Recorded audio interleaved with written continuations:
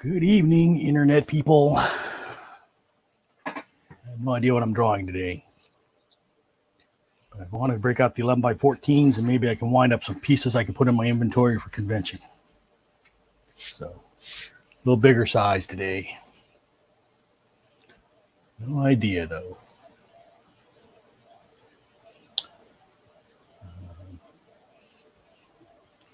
Take comments though if anybody has a suggestion. Let's see.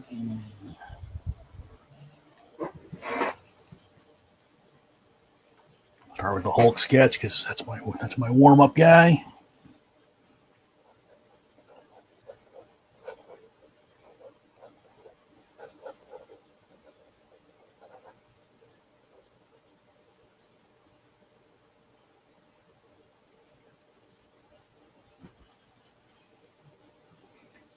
Let me know if the camera goes buggy. I'm trying to shoot in a higher resolution, so hopefully it's a little clearer. I don't know if that's going to work or not, but we'll see.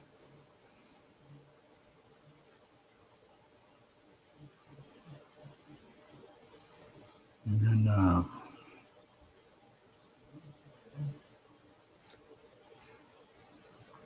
spent the day working on preps for this online convention we're holding at the end of the month at Comic Jam Hawaii. I don't know if any of you are involved in that, but hopefully it'll go okay. Hello, Jamie. Hello, Nobu. The link is at the top of the chat for now for the Facebook users. If you want to join in, I have no idea what the heck I'm drawing.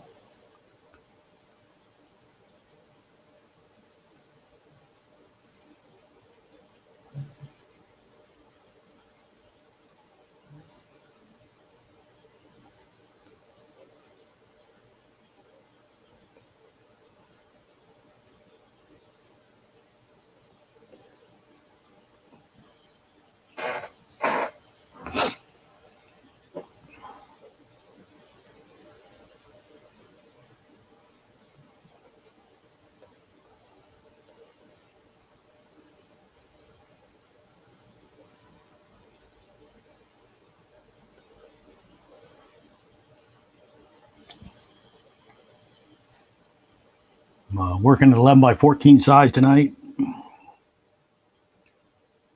Maybe I can end up with some stuff for inventory, some ideas, some sketches down.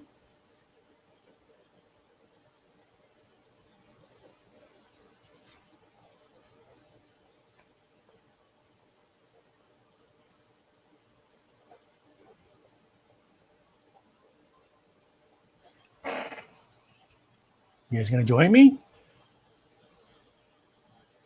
Come on, Nobu, jump in.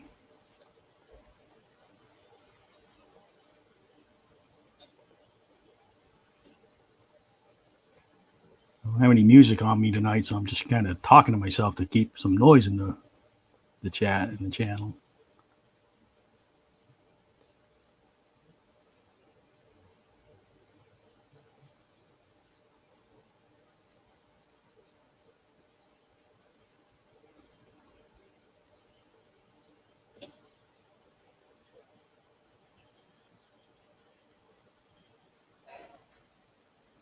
Nobu, can you hear me?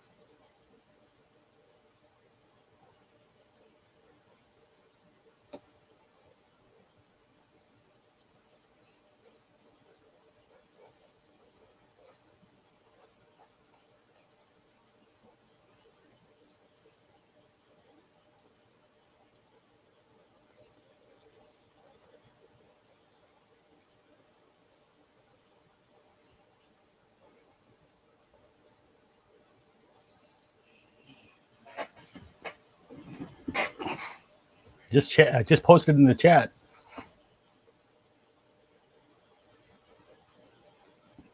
Right above your comment. Should be.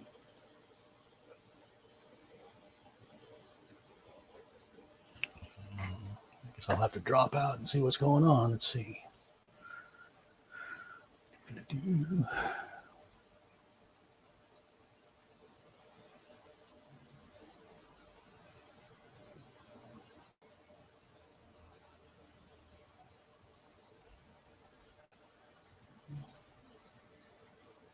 I get echo. I'll try to kill it as soon as I can, but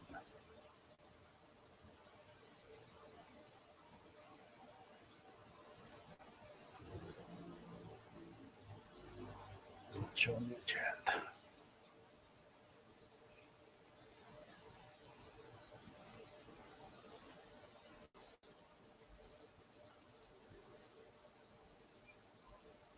Yeah, it's in the chat. I can see it. I don't know why you guys aren't seeing the link. Look in the chat.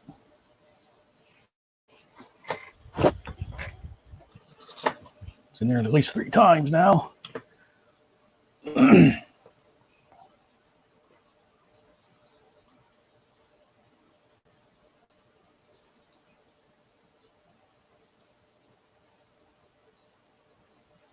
That.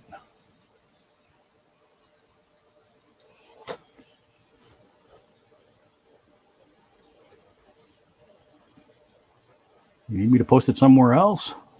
It's right in the body of the chat.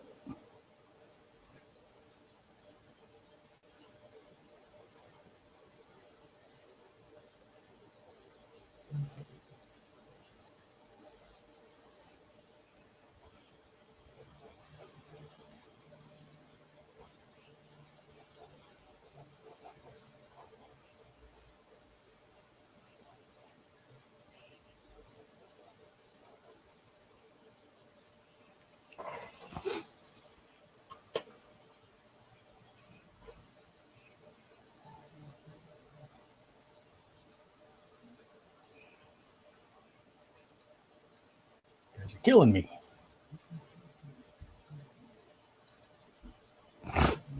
Let me see if I can put it in the description.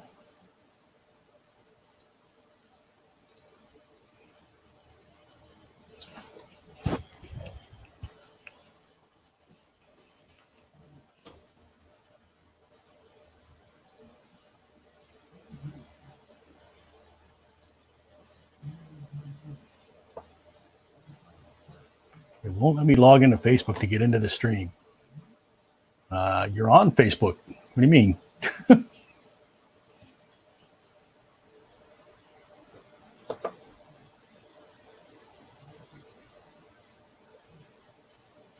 Won't let me log into Facebook. I don't understand.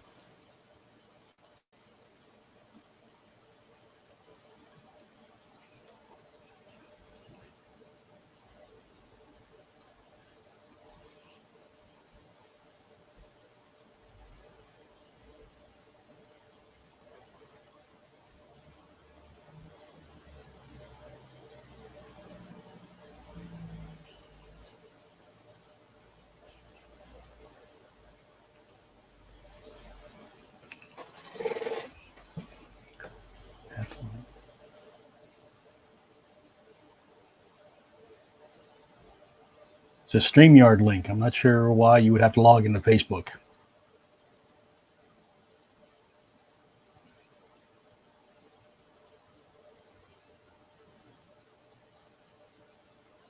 Try copying and pasting the URL instead of clicking on it in the chat. Maybe that's it. It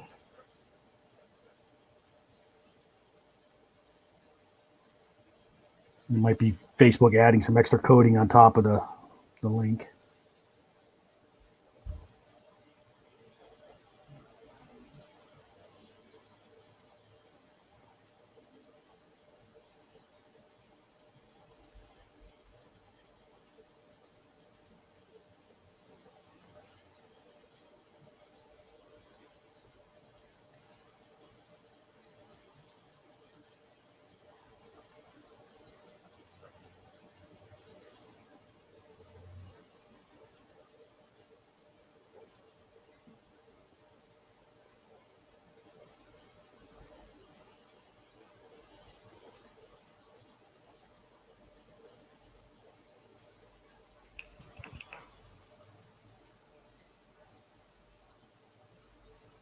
I also posted the link at the top of the description, so it's not in the chat too. So you can find it outside the chat. He's like, it's just me and you, Nobu.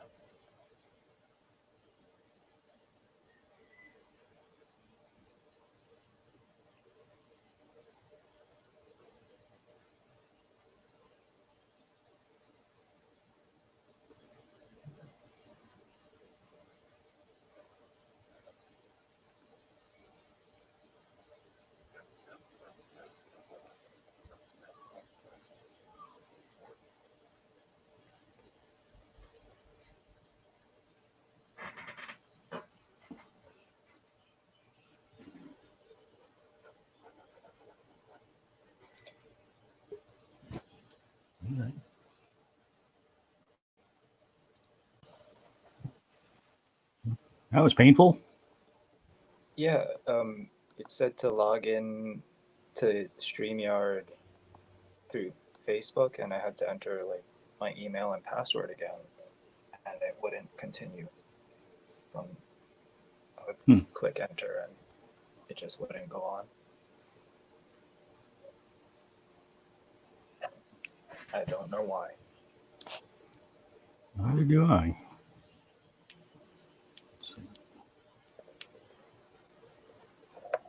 How have you been? I've been kind of tired lately. I don't know.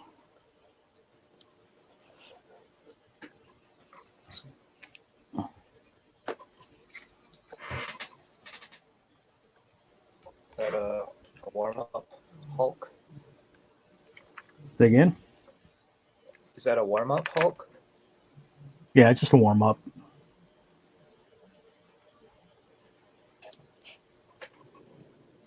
Yeah. Didn't know what to draw tonight, so it's my go-to character for warm up.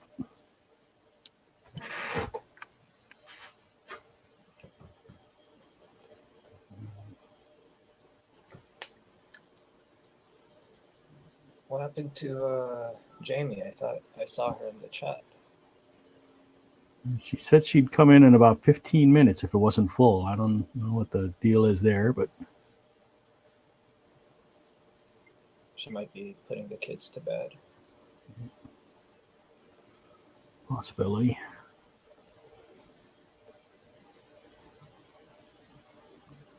Waiting to see if trolls jump in. Did you put the link on the YouTube? Nope.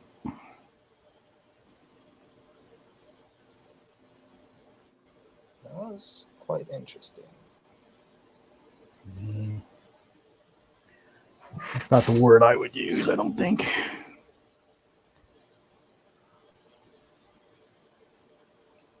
You're a nicer guy than I am, Nobu. It's amazing, like, the effort people put into trying to make other people uncomfortable. To be putting all that time and energy into doing something so much more constructive Yeah. and worthwhile.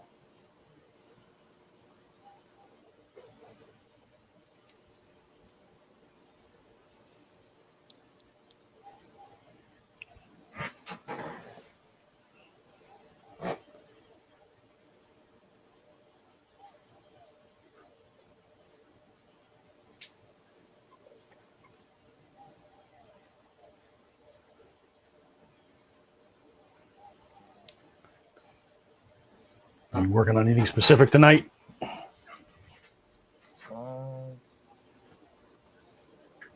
Putting together another little collaboration thing with my son. Hmm. I have a bunch of his little doodles that he did a while ago. Actually, I think over a year ago he did these. So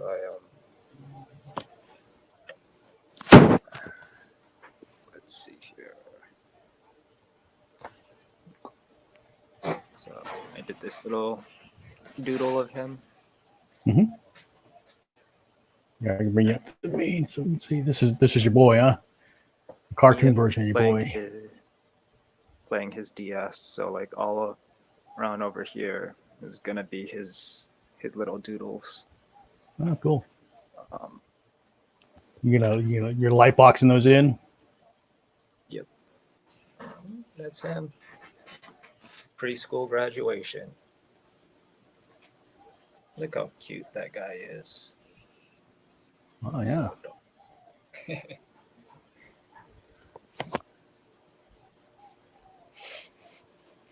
And all mine are grown. In fact, I think they're all bigger than me now. Even my daughter.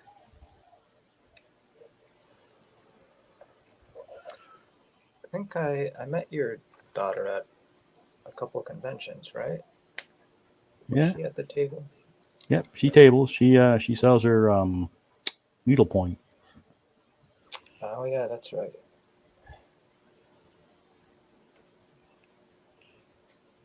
Speaking of which, did you sign up for a spot in the mini con?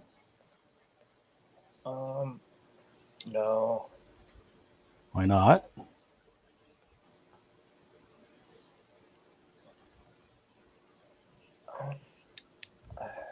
I don't know if I'm going to. I have to ship a bunch of my stuff, a bunch of my inventory to the mainland. So I have Okay. my friends working on a skateboard and apparel company. Mm-hmm. And like the apparel is print on demand, I think. The Redbubble or something. Okay. And the skateboards are kind of pricey to manufacture. So I was going to send him some of my inventory to fill up table space at some other conventions he's going to be doing this year. So I have to send a bunch of stuff to California. And sending some more stuff to a friend in Colorado, which actually I don't think I might not have to send that one because she's going to be visiting with her husband in September, I think she said. So I might be able to just... Should we let Ron in? Oh no, we might get a... Hey, Ron. Hey, Mike. Hey, Noble. No copyright strikes this time, or No, what was it? no community guideline violations. There you go. And I like I said, we're fine. We're past that. Yeah. I'm getting somebody's echo though.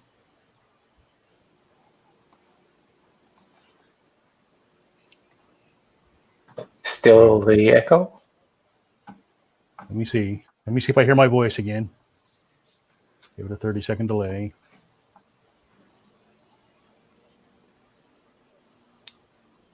We might be okay. I heard myself for a second.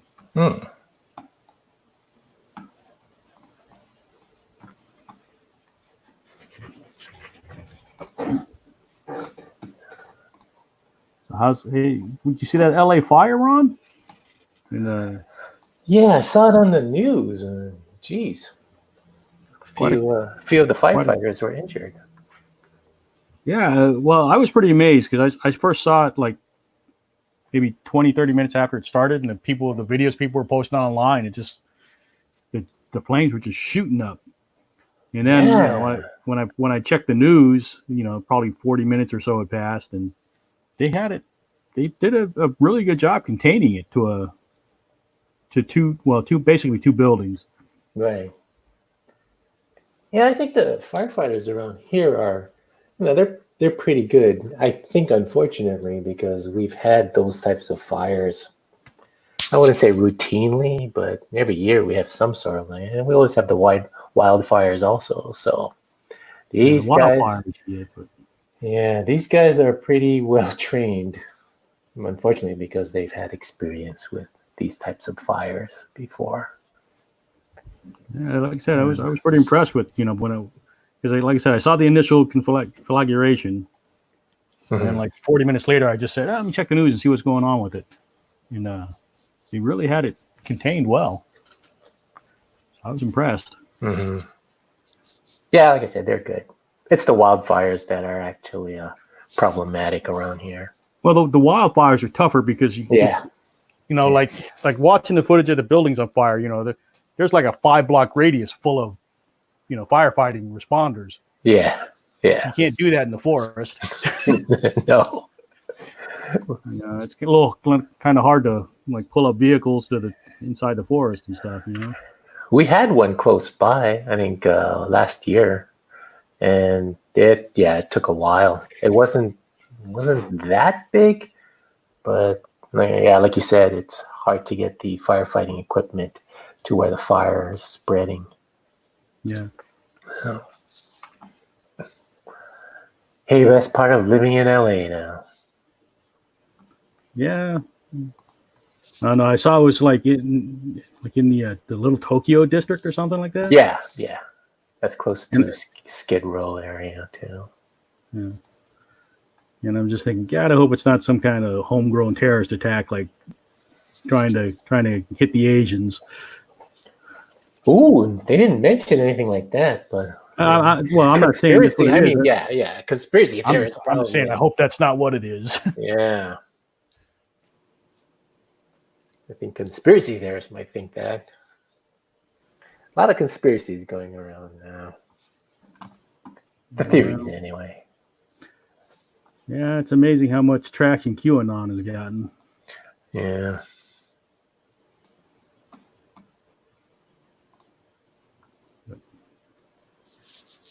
Anyway. Think about that. Well, it's, what are you drawing, Nobu?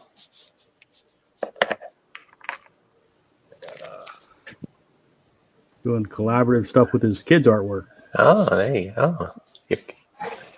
Like all of his little sketches and doodles are going to be going around over here. Ah. He drew a bunch of like video game stuff, so I drew him playing his DS. Uh-huh. So yeah. So it's going to be all the video games he's been playing. Yeah. Ah, okay. Mostly like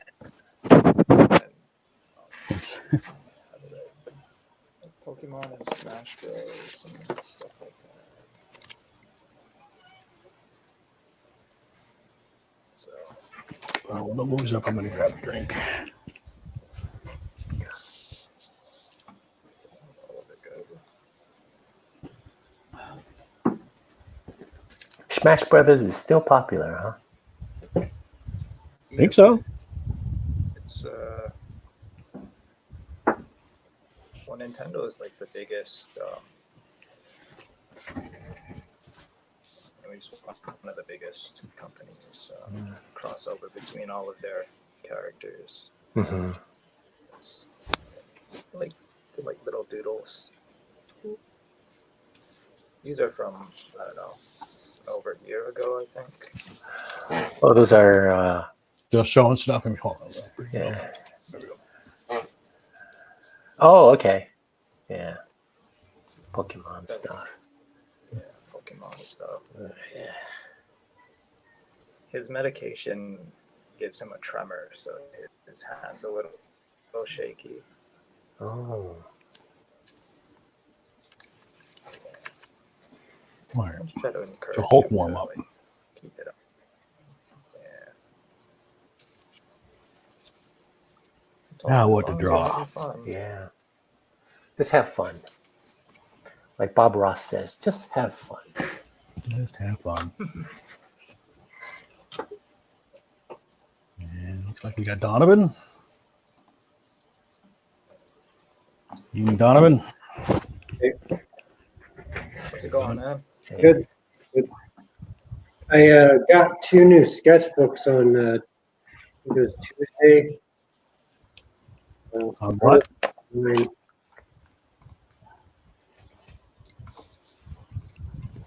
So sort of just filling them out. I did this one sketch of a city street just a couple minutes ago. What do you guys want to see? All right, Ron, you want to critique that? Ron's the perspective guy. Nice. Just have fun with it. Oh, sure, you'll pick mine apart though. I do it out of affection. That's why. I know. Nobu, Darren's asking who drew those sketches, and that was your son. Yeah. All right. That Good evening, Justin. was my son. All right. See, so here's the problems. I got his chest is weak.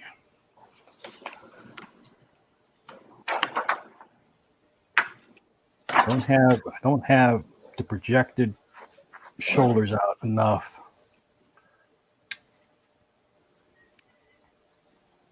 I feel like drawing it over though. I think you just shrink the head. Yeah, I'd have to do that digitally, but you see what I'm saying though? It's like the shoulder should be farther out from the neck. The shoulders need to go this way. Yeah. The chest needs to be, for a Hulk, it probably needs to be down about here. Yeah. But that's why it's just a warm up. Make the head bigger and make it a chibi Hulk. But you see, I still critique my own stuff, you know. I think everybody should. I can recognize that I mashed that shoulder in. I wrote, like the shoulder's rotated too far into the chest at this crease. And it should be farther out here. So the shoulder needs to be out here. This shoulder needs to be out here. Yeah. Oh, well. Like you said, it's a warm up, right? It's a warm up. Nobu, have you ever thought of being a comic creator? That's from Darren. Actually, Darren, Nobu is a comic creator. So yes. Wait, what was that? Sorry, you're breaking up a little bit. Look up Abject Comics, Darren. No, Darren was asking if you ever thought of being a comic creator. Yeah. Yes, I have. Solomon Grundy. Here's a throwback. Yeah, when I get older, I want to be or when I grow up, I want to be a comic book creator. Well, you have at least worked on some. Right? 2? Yeah. That's more than I've worked on. Oh, I guess Nobu, he met your son. Has your son thought of being a comic creator? I don't know. Has he done some work on your Abject Comics? What was that? I guess Darren met your son, not you. Has your son ever thought of being a comic creator? Oh, yeah, he's got all kinds of stories in his head. He just doesn't want to sit down and draw them out. Hmm.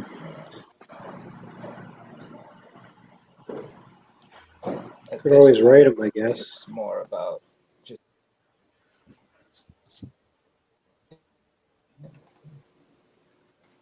doesn't even down the stories. He loves thinking about it. He's got all these stories in his head. But I guess it's the ADHD. Solomon Grundy's basically Frankenstein, isn't he? Like a buff Frankenstein.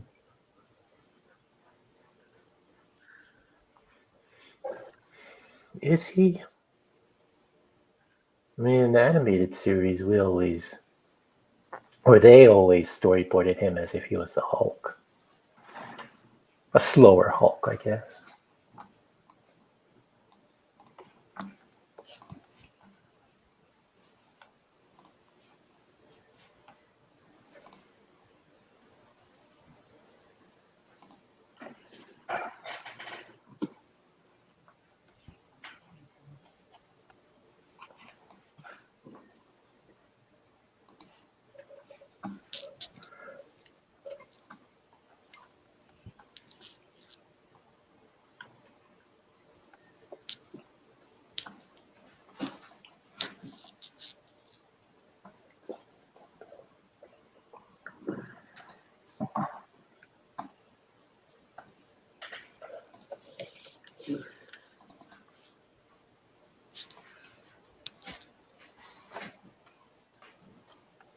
It's quiet tonight. We need a topic for discussion. Let's see. Okay. Need to talk more. Okay. What's our topic for discussion tonight, Ron? Let's see. Trying to think of anything I saw that was interesting.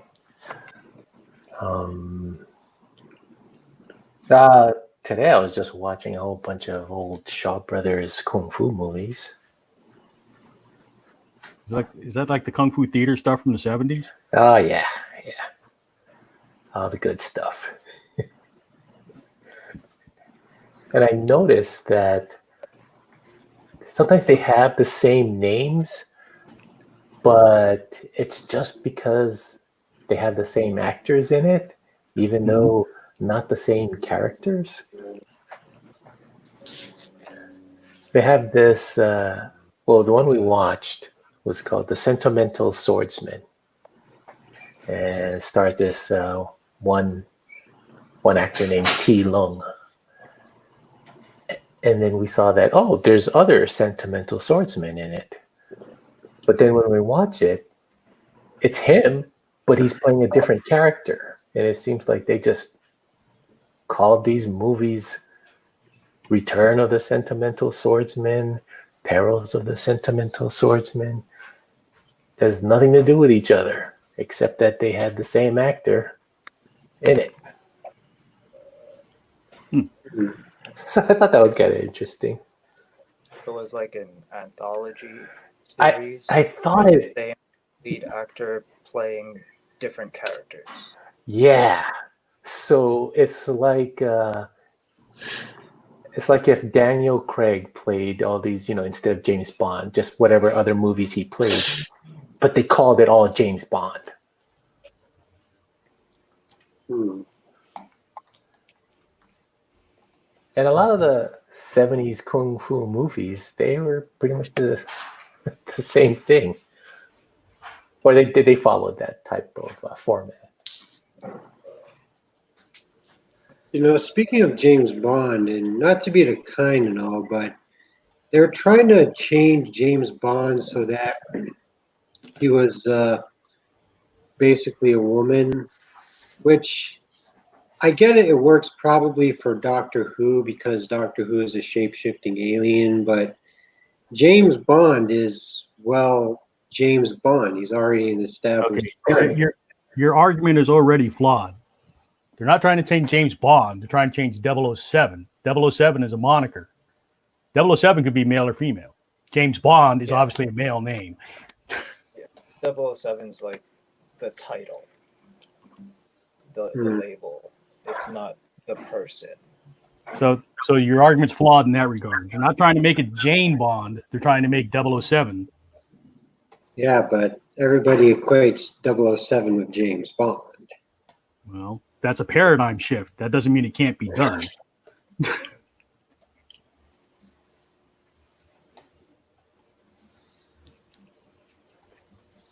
You understand the difference, right? I understand, but Okay. somehow I still don't feel it's like a real genuine shift. I think they're just trying to appeal to some people. Well, two things. One, we haven't seen the movie yet, so we don't know how it's going to actually work. And I like I said, it's not going to be her being James Bond. That would be stupid. I would agree with you if that were the argument. Female, Darren writes, female James Bond. Y'all ever watch Atomic Blonde? No, I haven't seen Atomic Blonde. Well, my argument for female James Bond would be the 1980s anime Dirty Pair. That's sort of what I would think of like a female James Bond. Mm-hmm. Even though it was more a comedy, and let's be honest, the Dirty Pair would always have their missions end in disaster. That was the whole point of the series. I don't know.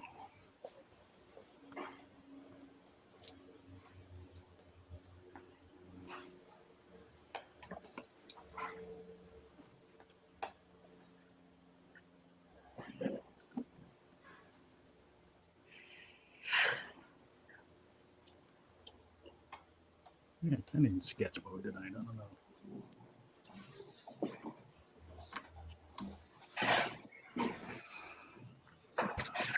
By the way, a lot of these old kung fu movies, they're like from Hong Kong, right? Yeah. Oh, yeah. Why? It was just curious. I mean, I figured that would sort of be where they were from at the time, since Hong Kong was basically like the one of like the Asian countries that were sort of booming at the time.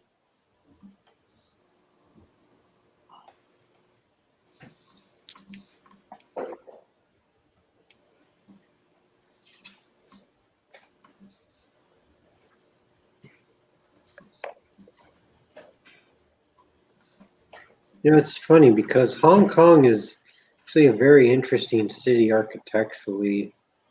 It's basically just like a city that's completely skyscrapers or mostly skyscrapers. Mm-hmm. But they're like a 2/3 scale to the U.S. skyscrapers.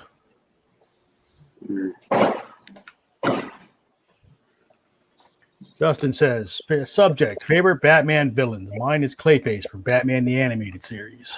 That's Justin's. Favorite Batman villain? I don't really watch a lot of Batman, but if I had to pick one, I'd probably pick Mr. Freeze from the original animated series, since he felt like the one that was the most nuanced. For me, I always like Joker. I'm going to go with Hugo Strange. Oh, that's a good one too. I was never a big Joker fan. Because I think Hugo Strange is one of the more psychological ones, and the one that got into Batman's head and messed with him.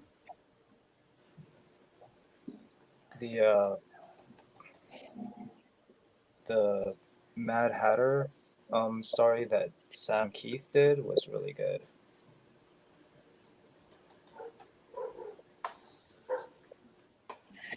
Actually, you know who would have made a good Mr. Freeze?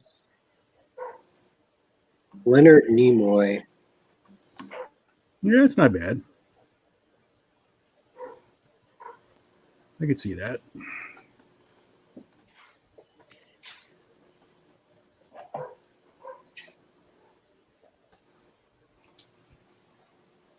Darren says the Scarecrow is a worthy villain. What do you guys think? Scarecrow? Scarecrow. I think they're all pretty good villains. You know, it always depends on the writer. And on the animated series, we had really good writers.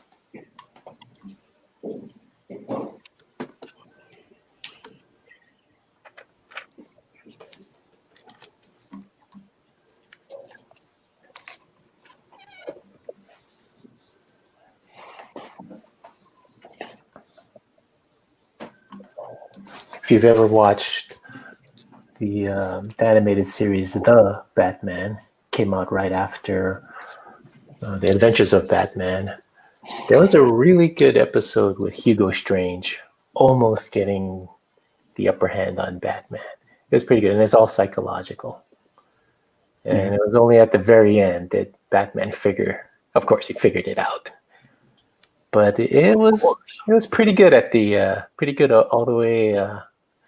Well, the whole thing was pretty good, pretty well written. All right, let me ask you this, Ron. What's the weirdest thing you've snuck into a background? Weirdest thing? Yeah. There's nothing weird. I always try to sneak in usually anything that represented Hawaii back then. Mm-hmm. Or I've put my name in there several times in the background. No, that's about it. Nothing. You know. Okay, so what kind of stuff from Hawaii got snuck in? Oh, if you look back in the Justice League series, you would know which background I designed, because there would always be a pineapple in there somewhere. Okay. I'll have to go back and watch now. And the one I was surprised that they actually kept in, it was a Justice League episode where they actually went to Vegas. It's basically Vegas. I don't know if they called it Vegas, but has all the casinos and whatnot. And the Javelin, which is the Justice League's ship or plane, lands right in front of a sign that says Ron's Town. And then the Batwing, lands on the opposite side. So I thought that was pretty cool. I didn't think they would keep that in, but they did. So I was like, oh, look. Do you think they caught it, or they did and they let it slide? I think they just let it slide, because even the director at that time, Butch Lukic, he saw that, shook his head, and then he goes, I can't believe they kept that in. So, I don't get it. What's the joke? Let's see. What do we got? Jamie says Poison Ivy, but nowadays she doesn't feel like a real villain. John says hiya, hiya. Uh, John says you could have snuck in a Murakami in there, and they think it's Glenn Murakami. they actually drew Glenn Murakami as one of the characters, and he was a whiny little kid. They drew him as a whiny little kid, and he was a good sport about it.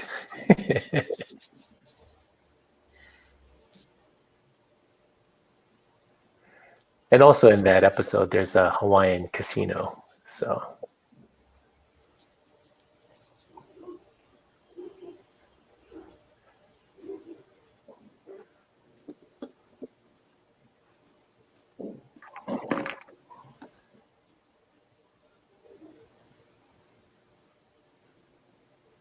And also think in one of Lex Luthor's offices, his carpet in front of his huge desk has a pineapple symbol on it.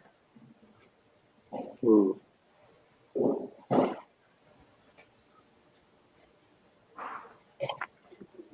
Do you still try to sneak stuff in? I mean, we won't get you in trouble, but Well, the only thing I tried to sneak in is, I don't know if you saw one of my posts that said I'll try to sneak your guy's name in. oh yeah, I did see that. Yeah. Yeah. So that was the only other one. Other than that, all the regular signs, they're any sign in the Bob's Burger world has to be approved by our show creator. So yeah. They saw you coming. That's what it is. Said, is Mr. Cat Guy working on this project? Yeah, we're going to need to see every sign. I just saw one sign they had for a shop, and it's called "You Buy It, You Bought It." That was the name of the shop. It's kind of obvious, yeah. All right. Buy it, you bought it. I think one of my favorite ones I saw, it was I think they called it a respiratory clinic. Okay. I guess so. But it's called Everybody Was Lung Flu Fighting. Okay, that might be a little too close to home this time, but right now. I couldn't stop laughing when I saw that. I was like, oh man. In the time of COVID, I don't know how well that joke's going to fly. Well, it's going to be released next year. Hopefully it's not as impactful as it is now. You don't think it'll be too soon? Everybody was lung flu fighting. Be like that joke from the guy who did the voice of Iago during right after 9/11. From Gilbert Godfrey?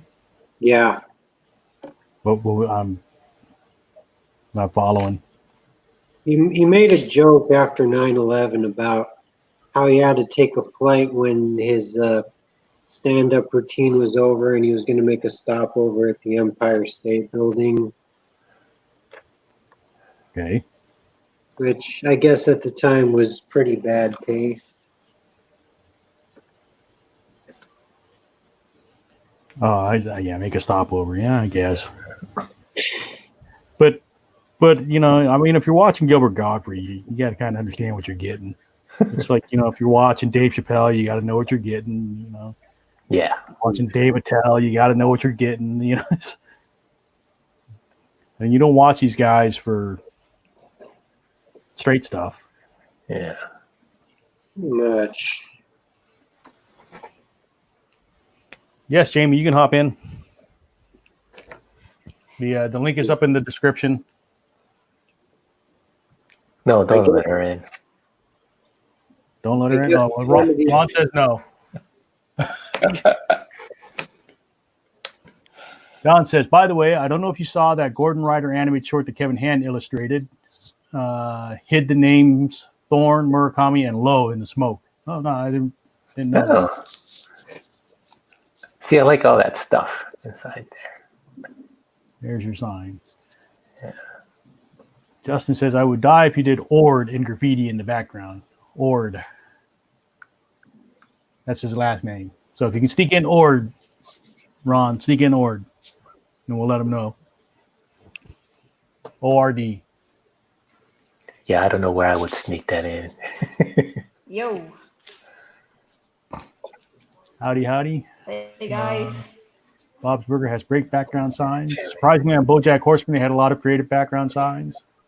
I never watched. I couldn't. I know that show's supposed to. It gets great reviews. I just couldn't get past the animation. Me too. I couldn't do it. It just wasn't for me. And I know that sounds kind of shallow, but it's like it was painful for me to look at the animation. I think for me, though, I mean, the animation is bad, don't get me wrong, but I think for me, it's just more the nihilistic philosophy of the show. Yeah. Well, there's like TV shows. What was it? The Last Man on Earth. Is anybody a fan of that show? Because I watched like the first season and I had to drop off because it's just like there's no character on that show that I can relate to and like. They're all assholes. Is that the Y? Last Man on Earth? No. This was a comedy with What's his name? one of the SNL alum. Yeah, I couldn't get past the Not Will first one. Forte. I couldn't get past the first episode. That was. I didn't think it was that funny. People are telling me, "Oh, you just gotta hang in there." It's like I hung in there for the first season. I said, "Well, I'm done."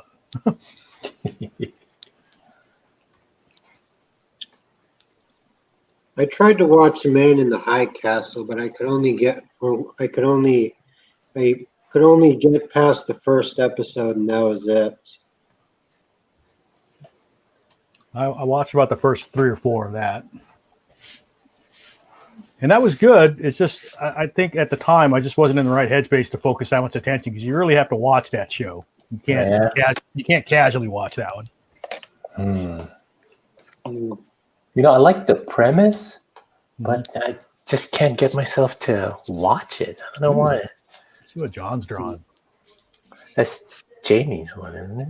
Oh, Jamie. Oh, Jamie's got the reference photo for Gordon Ryder. That's why I thought it was John. I saw Gordon Ryder. Then I'm been married, so Ooh, some Jamie's sounding other robotic friends tonight. got it away. Yeah. Oh, weird. Sounds like she has Not a a voice. thing. Some important stuff out of the way since the day. Jamie, you're breaking up. Oh, man. Go back.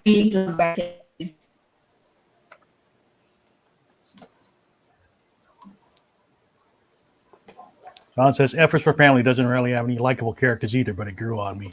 Yeah. Fungus grows on you too if you let it. All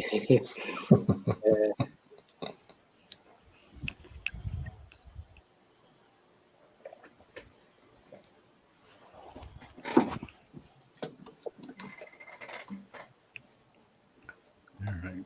What now?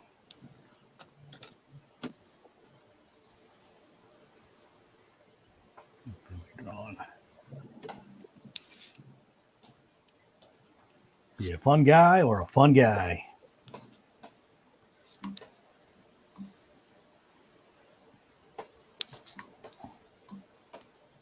think if the show. Ron, are you gonna do the mini con at the end of the month? I don't know what I need to do. Well, you have stuff that you can sell. I'll sell original drawings. So just let Sonny Pascal know on the group page or message him. Oh, okay. The way that the mini con is working, it's basically like the Facebook Marketplace. That's how the posts are created, but we're creating like a kind of a subset marketplace where it's all just the comics and nerdy stuff. And then we're going to do panels too. So like John and Reed and Alan and I, we test drove the art improv today. Not too bad. Jamie says she's going to do a panel on storytelling with the through in illustration. Oh, okay. Devin's going to do a cosplay sketching panel with him and some cosplayers, like life drawing with cosplayers. And John's on a panel. John's on the art improv. That's good. William Doc Grant and Drew Gutierrez and I don't know who else are going to be doing like a publishing panel.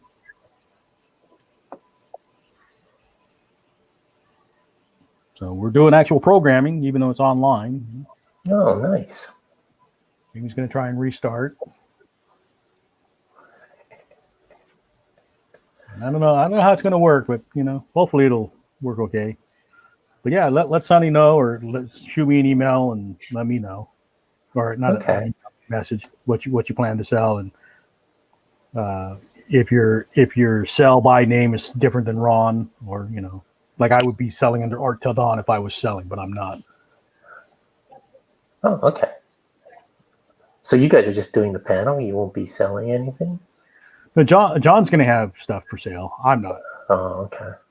As the organizer, I don't want the conflict of interest. Oh, I don't want people thinking I'm setting this up just so I can have a place to sell stuff. That's not the. right. What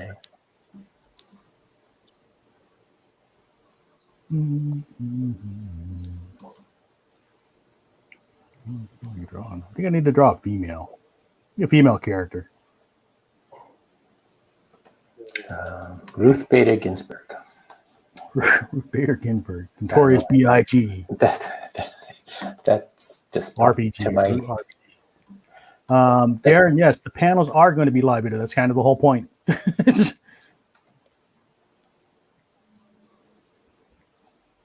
she still in the hospital? I don't know. She's been in there a lot lately. So. No, she is getting up there. Getting up there. She's up there. Yeah. I know. Gotta love this though, right? Like her pumping iron. Yeah, look at that.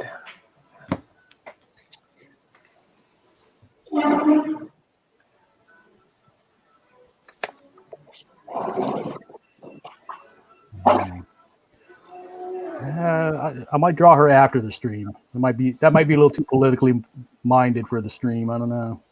That's yeah. People might get offended, get all up in their feels. Oh, that again. That old chestnut. All right. Actually, have you ever heard of the Dirty Pair, the anime? Yes, I've heard of Dirty Pair. Mm-hmm. Try to do that.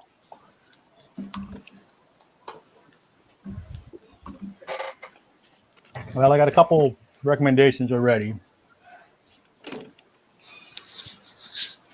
I got Ray, Jubilee, and I'll add Dirty Pair to the list, and we'll see how far we get tonight. I don't know. Ray, Jubilee, and Dirty Pair. Let me make a note here. How about Ray and Jubilee as the Dirty Pair?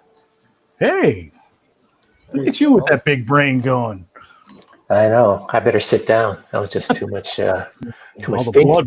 All the blood flowed to your head there for a second. Too much thinking there. Oof. I went too far, too fast. So better slow it down a bit. I think I'll give that a shot, though. Satisfy all three requirements in one go, Ron. Good idea. Let's see. Got to look up Dirty Pair as reference, though, because I'm familiar with them, but I've never drawn them. I can kind of picture the big hair and the guns, skimpy suits. They were like the female Tango and Cash, kind of, weren't they? Sounds about right. Oh, it's been a long time since I've seen their anime. Yeah, but see, this is what I remember. So I remember the big hair, remember the skimpy clothes. Okay, so we can do that. So Ray, in Jubilee as Dirty Pear. All right, let's see.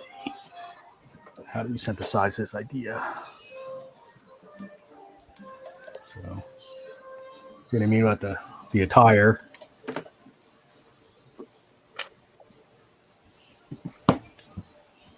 So,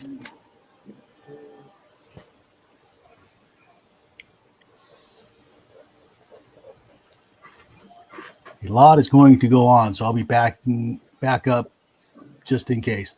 Well, I don't know. I think we're going to let the vendors in about 6 days ahead of time so they can set up their post. And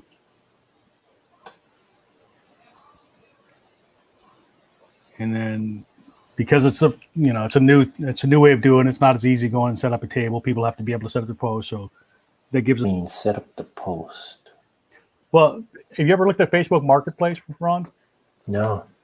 Yeah, just take a look at Facebook Marketplace sometime, and it's where people sell stuff on Facebook. So the post is the same mechanics as a Facebook Marketplace post.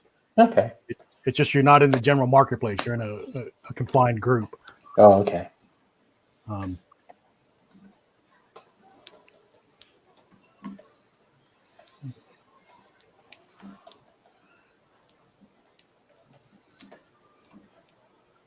you guys thought about live streaming an auction? Like an auction live stream? No, not seriously, Hard. because I'm not dealing with any money.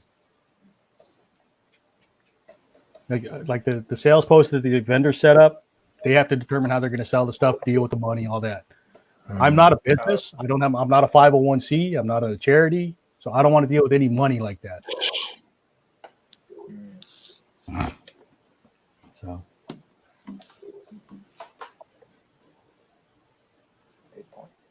But the idea was brought up and shot down because of that.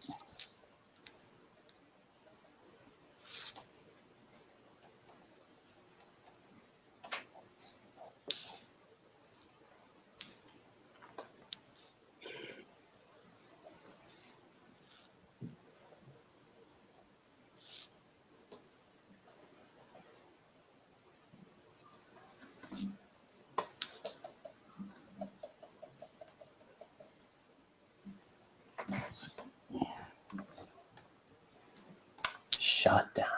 Ooh.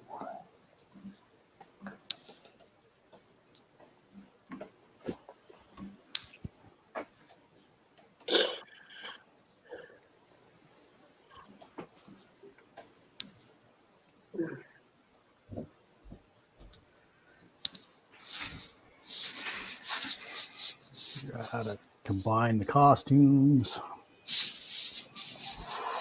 Jubilee has traditionally short hair.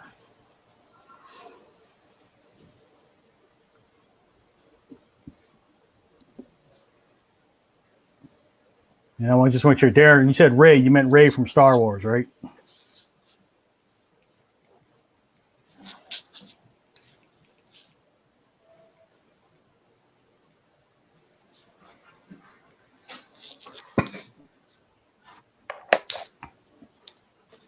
Yeah, live action would be a lot of work, and that's true too. And then because when we're doing it streaming like this, Nobu, that means everybody that would be auctioning stuff would have to be able to bring their stuff on camera somehow.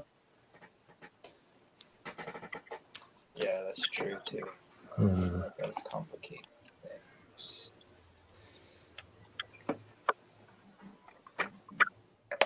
See, that's why I'm not organizing this thing. Yeah, and that's why I get to be the one that makes all the calls and says no when people try to come up with ideas. It's like there's no lack of ideas, but it's like, how are we going to execute it? And then it gets all quiet in the room.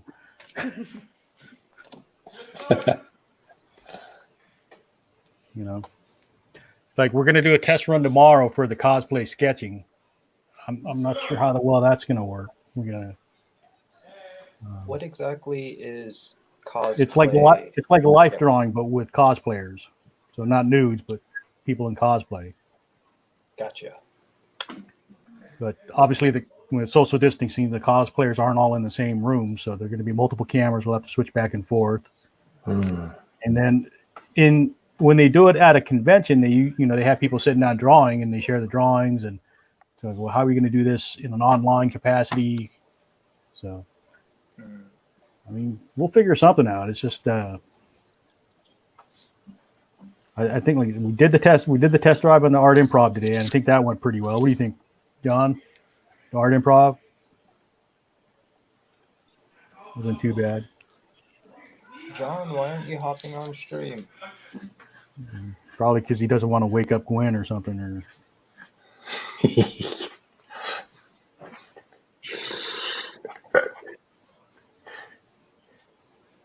Or And he has to entertain her. That can't. Oh get yeah, that it out. has to entertain her. I forgot about that. Yeah. I can't get that out of my head now. Every time she wakes up.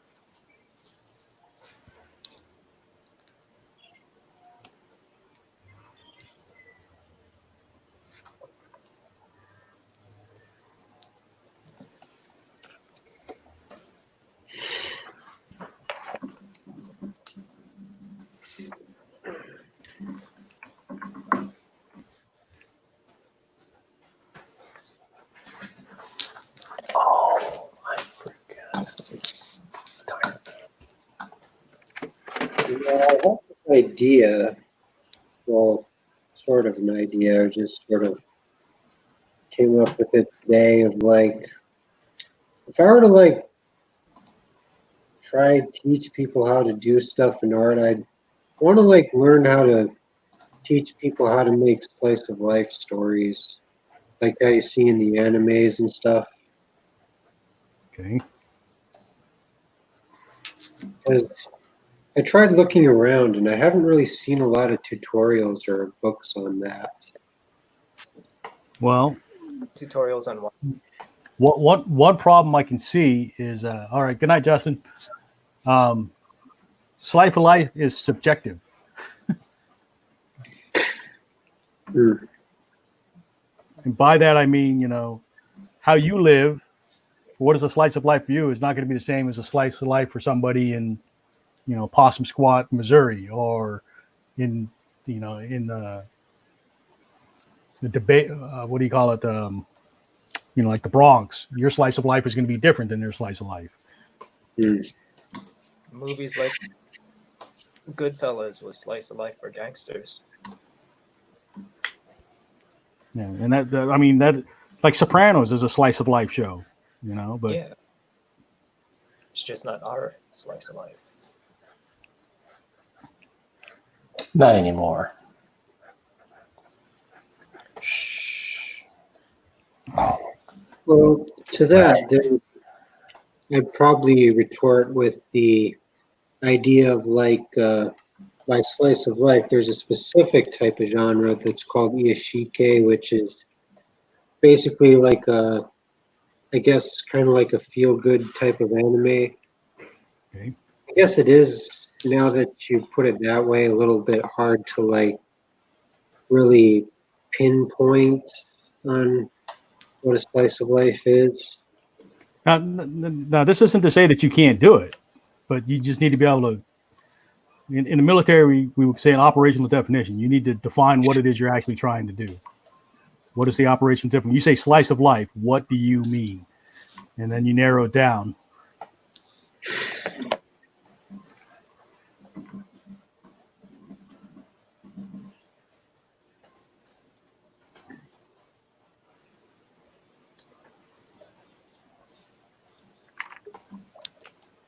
Somebody hop into the stream. I heard a beep. Is Jamie having issues? Try and get Jamie back in. Yeah, she hasn't. Sorry, I So think again, the Don, back I'm not button. trying to shut you down. I'm just trying to, what we don't want to do is manage expectations. Like, what is it you're actually trying to do? What is it you mean? And then once you narrowed it down and you know exactly what it is you're going for, then you can do it. Yeah, and I did actually think of it that way, like trying to define what it would mean would probably be an issue there.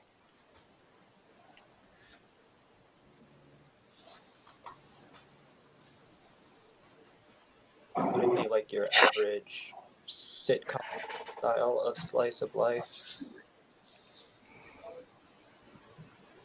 I guess probably if there would be like a type of definition that I think of when I think of slice of life, it would be like a sort of sitcom or sitcom-esque type of story setup.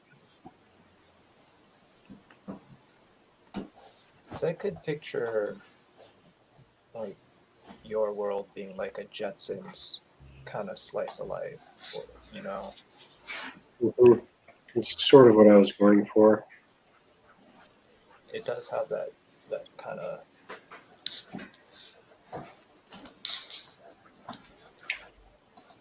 vibe to it.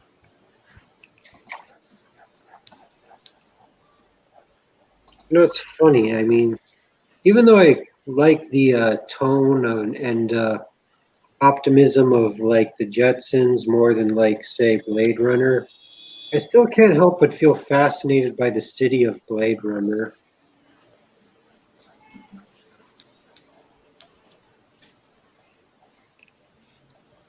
Mostly because of like how big and almost canyon-esque it feels.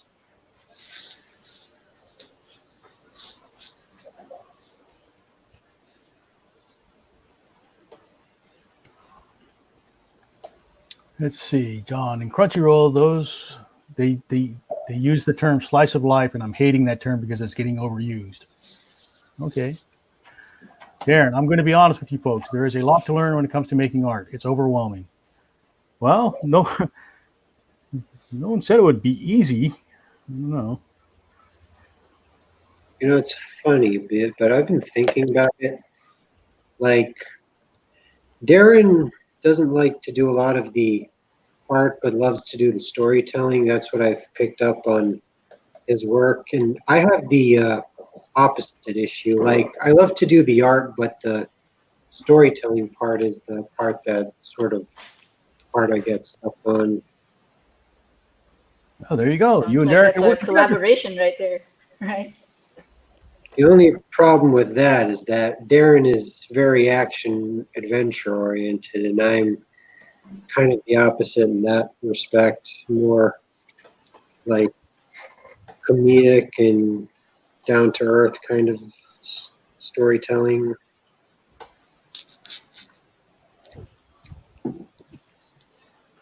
You don't want to make Jenny a bounty hunter, vigilante, the McLeod family vigilantes. There you go.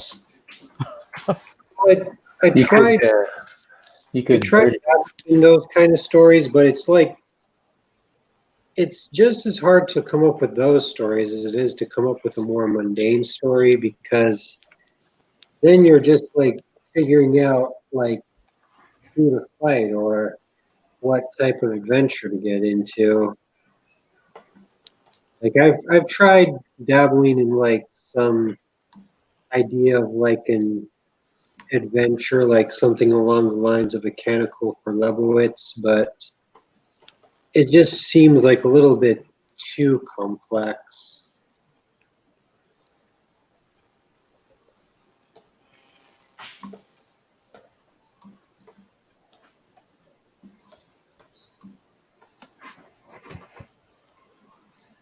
And as for me, I have a more like gravitation in storytelling towards the more simple stuff, which is ironic because my art tends to be more complex than the stories that I try to tell.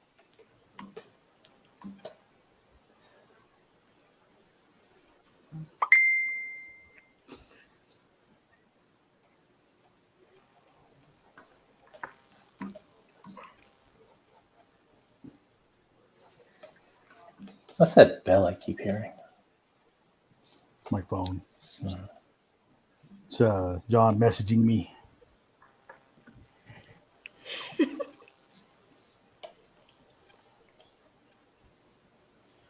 lot of stuff to juggle.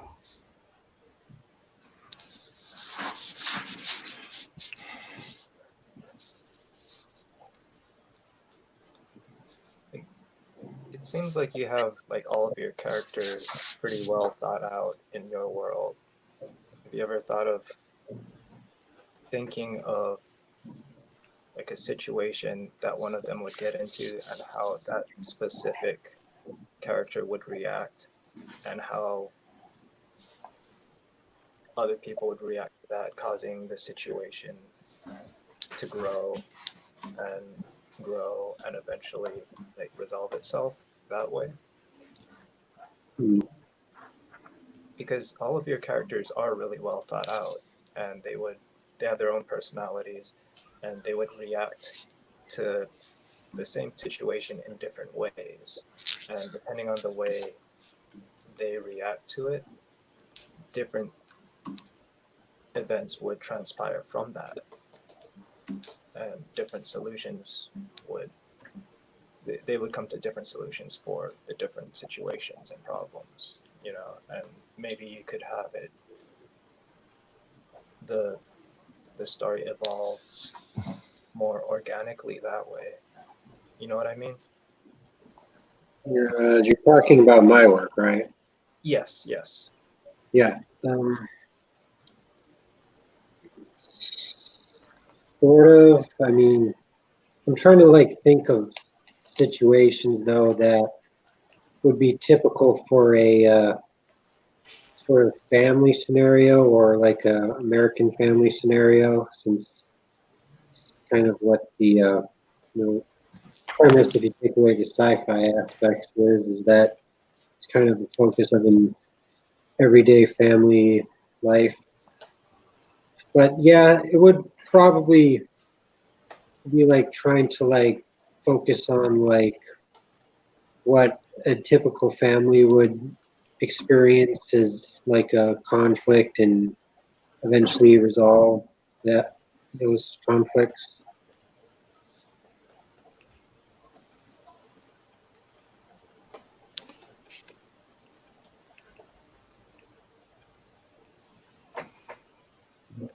Let me take a look around. Let's see what's going on here. Ron's not doing anything. Donovan looks like he's thinking hard. Jamie. Showing off. Yeah, let's see what we got here. What?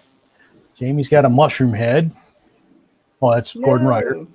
Let's see what it is. Can we see what Nobu's doing? No. It's like a drawing's eye view. Oh, he's drawing the back. Oh, no. All right. Yeah. Started to I drop in just the tracked it. kids art. Yeah. Cool. All right. Yeah. John says, gotta go, make dinner, have a good night. Bye, John. Gotta make dinner. Okay. Time to make the donuts.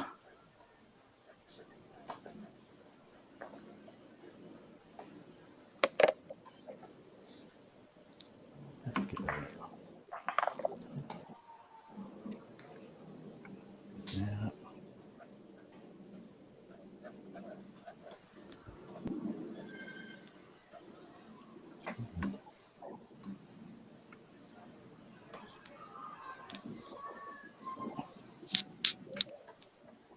It's funny, but like in regards to like a sort of family scenario, like there's this men's group I go to at my church, and I know it's a pretty interesting thing to bring up, but sort of like their talks on like the importance of family has always been a sort of source for inspiration for my comic or the premise of my comic. Mm-hmm.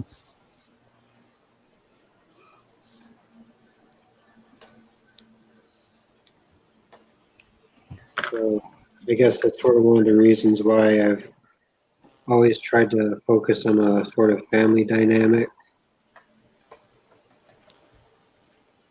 Yep.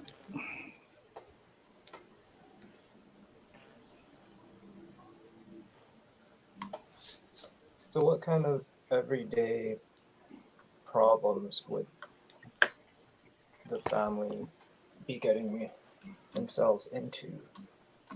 Mm. being from that specific world that you created. One idea was sort of in the back of my mind for a while would be like this sounds kind of mundane, but like a trip to a grocery store could always result in some like a little bit of conflict because you probably have like two kids who want to buy all the junk food, and the parent, in this case the mother who's trying to buy all the stuff, is just trying to focus on buying the necessary groceries like the dinner and the dinner for the week and stuff. But the kids just sort of like are insistent on getting like a breakfast cereal or ice cream or candy. And I guess to the mother, it's probably like, as Lynn Johnson put in one of her comics, toss up between trying to be right or trying to keep yourself sane. But done in a more affectionate way, not like in a way that seems like really struggling, but it's just sort of like mildly struggling, like just sort of like getting annoyed and stuff.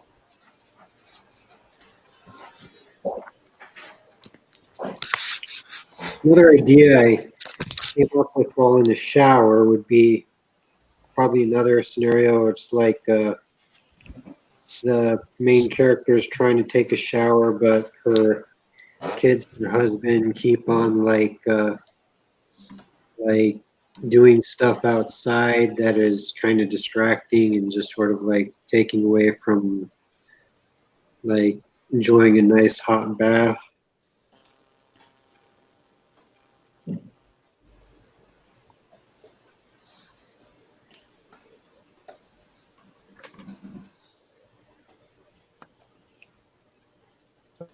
Like situations like that, it's good to, because it's like a slice of life, everyday kind of situation for that family. Be good to like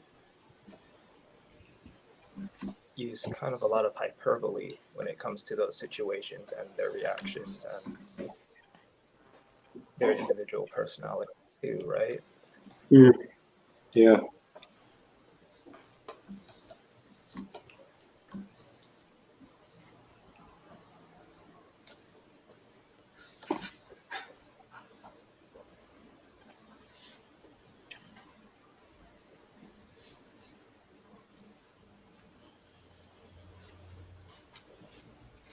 Another idea would be like for like maybe even as sort of borderline adventurous story arc would be like a sort of family vacation somewhere. Like in this case, I had in mind a kind of Disneyland knockoff called Magic Land, and it'd basically be all the typical stuff kids and parents deal with when at Disneyland, like long lines, other parents screaming kids, and just all that sort of stuff.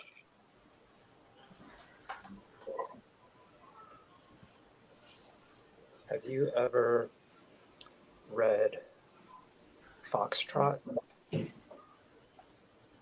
No, but I have read For Better or For Worse. I guess that's kind of similar. Yeah, you should try like Foxtrot deals with the family too, right? Like older brother, middle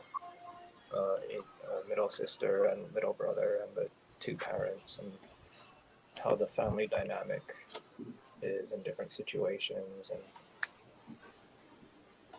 how they get themselves into different situations, and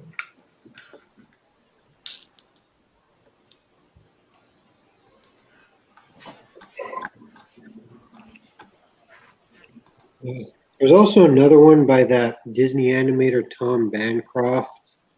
It's called Outnumbered, which is basically like this typical dad, and he's dealing with 4 girls and his wife.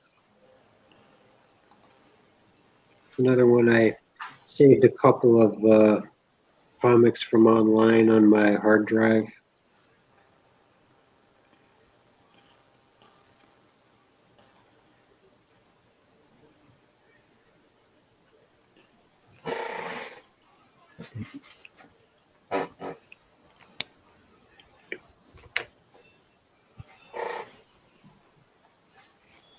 Got 4 people watching. Who's watching?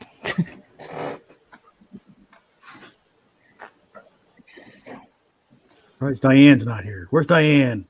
Yeah, where's my number 1 fan? You have more than one? Well, she's number 1 by default. I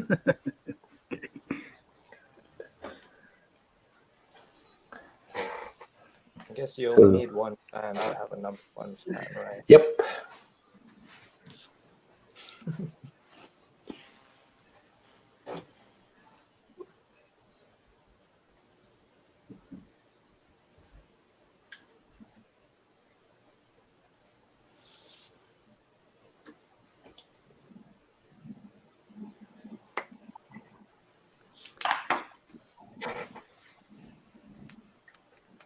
Elmer's watching.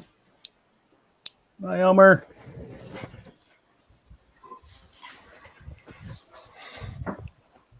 Hey, Elmer.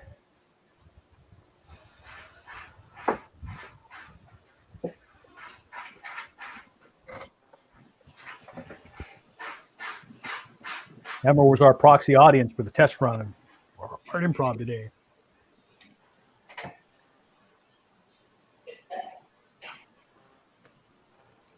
Elmer, if you wonder what you're looking at, I don't know how long you've been watching. This is a mashup doing Ray and Jubilee as Dirty Pair. I don't know. I just work here.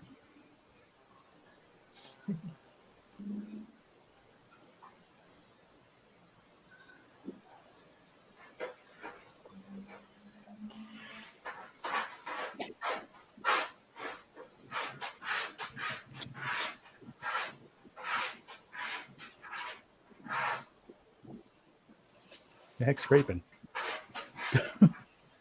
Wow, you guys can hear that? You can hear something. It's Kitty using her litter box. Oh, okay. You still have Tonsis too? Yep, Toonses is somewhere. Well, Kitty's the older one.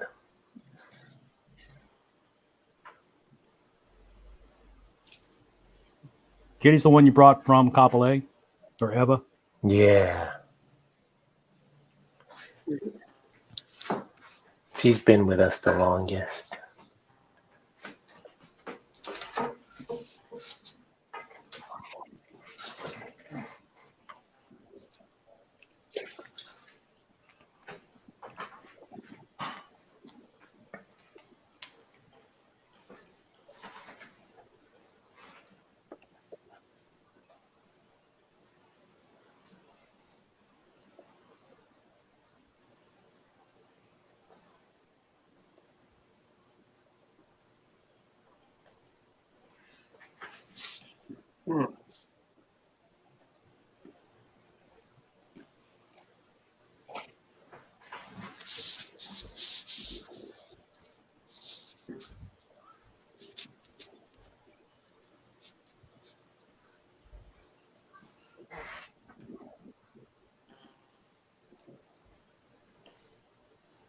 Jamie's working on her 15th anniversary Gordon Ryder piece, right? Yep. Got that. Should you be doing that on stream? I thought there was no spoilers. How's the spoilers? There's nothing in it about the comic. No, I mean about your piece. You're not supposed to like post It anything means on you're not supposed to spoil anything about the comic. No, about your tribute piece. Like you're not supposed to post any work in progress or finished pieces. John was watching. He didn't say nothing. Yeah. Okay, that's a good point. I just didn't want you to get in trouble. I wasn't accusing you of anything.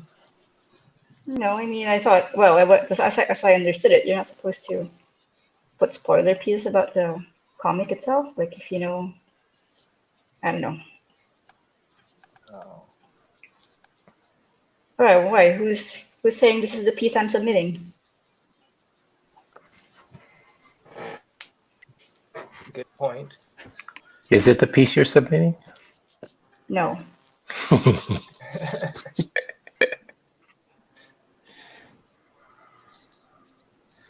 Yeah, I need to work on mine. Still got time. Yeah, it'll probably be tomorrow.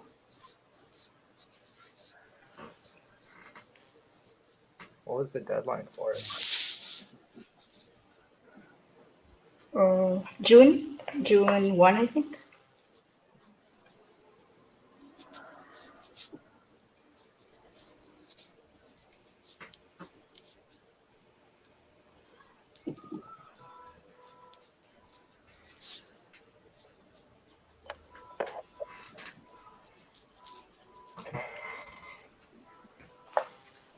It's weird to see Jubilee busty.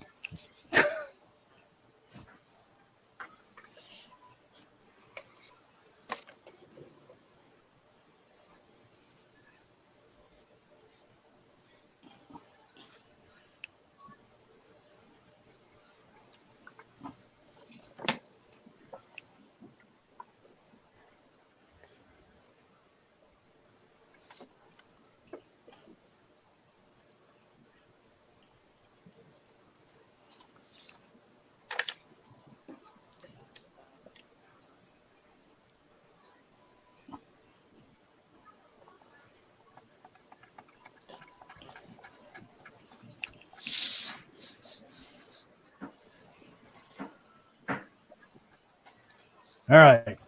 We need another topic for discussion. You guys got all quiet again.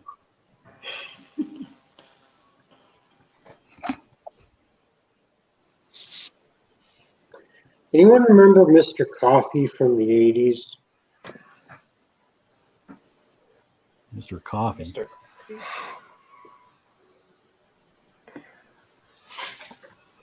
that like a commercial? It was, Mr. Coffee was a client of the coffee maker. When you guys lived through the 80s, you should know. There's a lot of like jokes about like other appliances named Mr. like Mr. Fusion from Back to the Future, or all those other Mr. appliances from Spaceballs like Mr. Radar and stuff. I think I need to back up just for a second. Did you just take a shot because you said we're from the 80s? We should know. I mean, like, well, Back in 100. technically, yeah. You know, there was a lot of stuff in the 80s. You know, it's Yeah, like it there's is a the lot of greatest. stuff now. Yeah, it is the greatest decade. Just like, hey, wait a minute now. I'm just saying because you guys lived through it. Like, I love the 80s. Well, if you're living through but right I now, didn't you live know through it. everything. 2019s, 2020s. Fair enough. I mean, I don't really remember a lot of stuff from the early 2000s.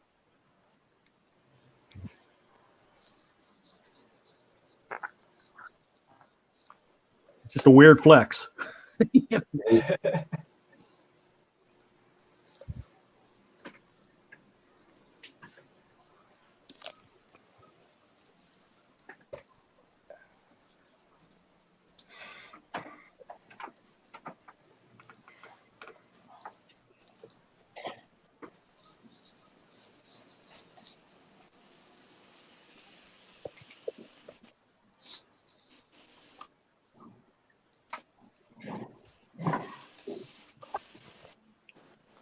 Darren says he loves the 90s.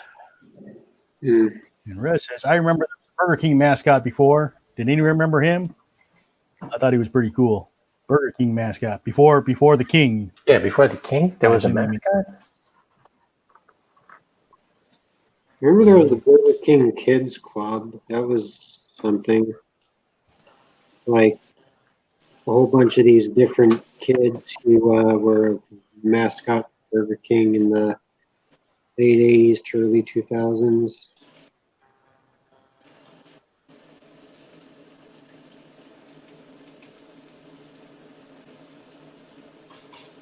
Mascot before the King. Who's that? Yeah, that's a good trivia question. Who was the mascot before the King?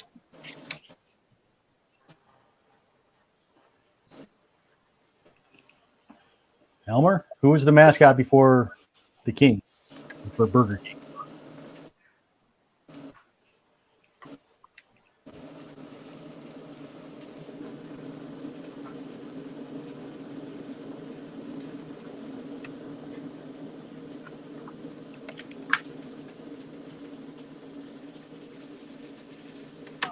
Old commercial. Remember Rodney Allen Rippey? Remember him, Ron? Yeah, what was he doing a commercial for? Which burger place was he? McDonald's?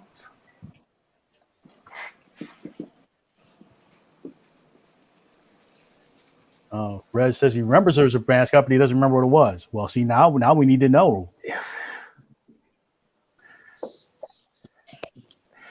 Was the acronym VUSB been used before on anything? I said, what? VUSB.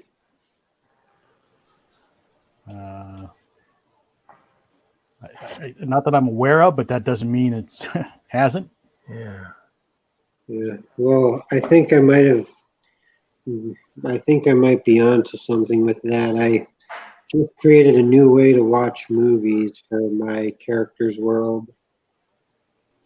It's basically like a video cassette or a DVD, but instead it's more like a jump drive. The contents on a jump drive.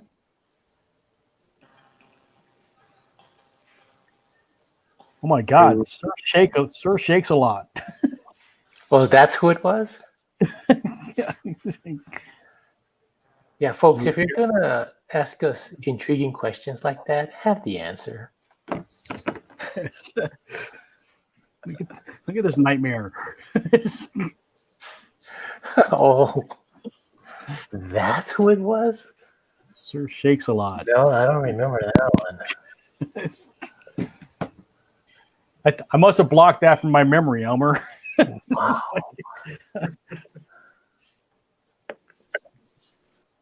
It looks like something out of a Rankin Bass cartoon.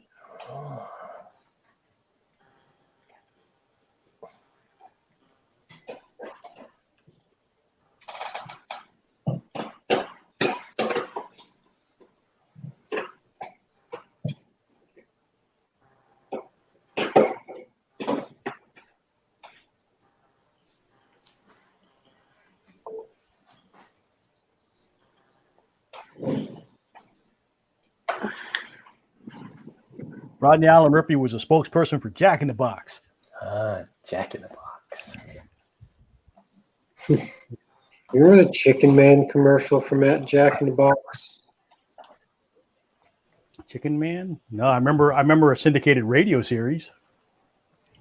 Well, there was this commercial where Jack was playing tennis with some random guy, and he basically hired him to be their spokesperson for the new chicken sandwich. And the guy said, "I am your chicken man." And then just as he did that, they started to serve, but the ball backfired, hit the guy in the back, and he started like clucking like a chicken. You have to watch the video. Oh. Well, the syndicated radio series, I don't remember much of the story, but the intro was like, bark, bark, bark, bark, it's Chicken Man. Anybody remember that? And where was that located? Where were they? No, it was a radio series. Like, you know how they used to do like radio dramas? It was a radio series. Chicken Man. Oh, Yeah. no. I do not remember that. So you would get that one guy that did was it Paul Harvey, you know, and now you know the rest of the story, and then like right after that would be Chicken Man or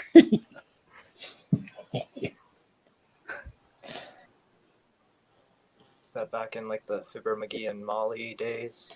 the At Mount 70s. Would Costello? have been the 70s. Oh, okay. Back when they actually did radio shows. It's like, Well, they have radio shows now. It was mostly TV, though. Although there was Adventures in Odyssey, which was a radio series, and it came out in 1989. First came out in 1989.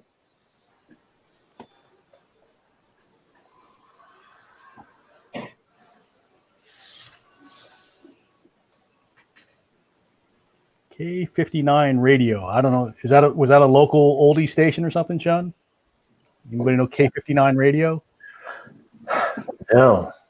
The morning show. The morning show. Who was the DJ? Who was the DJ, John?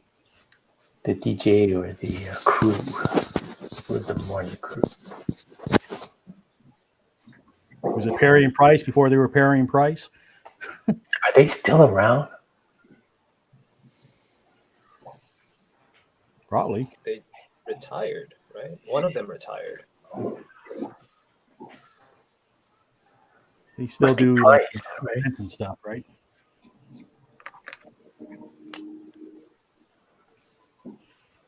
Because I think that's the only radio station my parents listened to when I was growing up. KSSK, right? KSDK. KSDK now. No, Perry and Price was on KSSK, right? Yeah. Yeah. Oh, yeah. Perry and Price. Yeah. KSSK. KSSK used to be good. But that was like back when I was a kid. I haven't listened to radio in probably 10 or 15 years. They used If I to do have If I do listen to radio, it's like PBS or NPR. NPR. Yeah, the only morning show I listened to over here, it's no longer around. It was called the Kevin and Bean Show. That's pretty well known. I've heard of that. Oh, but I think at the beginning of this year they got rid of that show. Yeah. They never said why. They just got rid of him. That was the one that Ralph Garman was on, right? Yeah, Ralph. Yeah. Until he got fired. He was half their show, from what I understand. You know. Oh yeah, he was the best, man. He was funny. Then they replaced him with two other people, and they weren't as funny.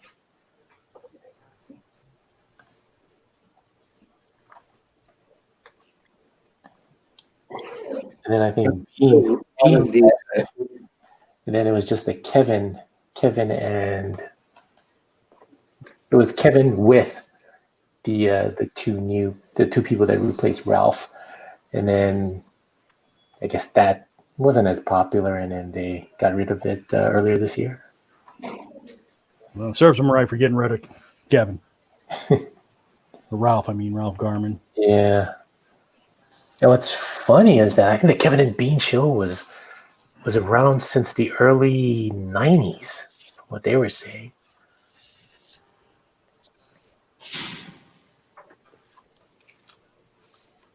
I listen to a lot of the HOA media stations, like 97.1, 101.5, and 101.1.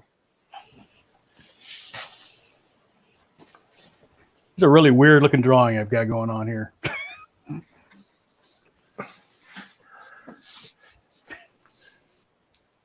do you think? Jubilee and Ray as dirty pair? Feels like you photoshopped their heads on like different bodies. Yeah. No Photoshop involved.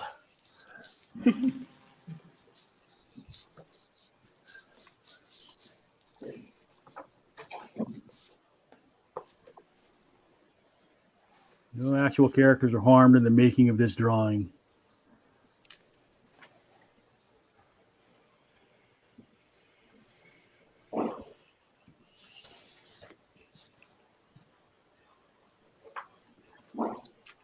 John, you got a mic? Come on, join us. We could use another old timer in the stream. Yeah, who was the I guess the morning crew on K59 radio? The one you were talking about.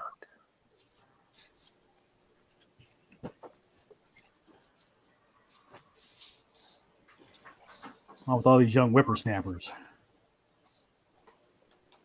Oh, yeah. Okay, that hand is messed up. Goes the whole drawing, so I guess I'll just go for it. Yeah, we need like Diane over here too. You know.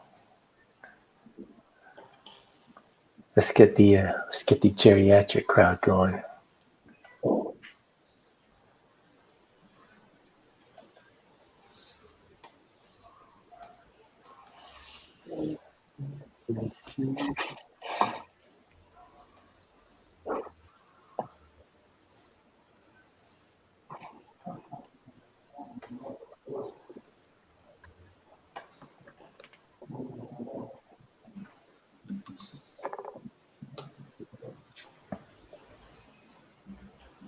Amy, you still here? Yeah, I'm still here. Still What's going working. What's going on in Sammamish? It's raining really hard. It's pretty cold. Getting cold. That doesn't sound like much. Yeah, I'm still outside because my kids kept waking up if I talk, so I'm outside the house right now. Okay. Your kids are light sleepers, huh? Yeah, sure are. You guys are worth it anyway, so I go outside. I'm freezing out here though. Did you get your contest entry in to play D&D with Joe Mangello? Oh my God, yeah. I got a lot of explaining to do to Arnell if I win. Like, why I'm gonna disappear for 2 weeks. Just got to look at Arnell and go, look at him. Look at him. That's what's to explain. Look at him. I know, right? Wouldn't you be hot for him? Yeah, it's like, you know.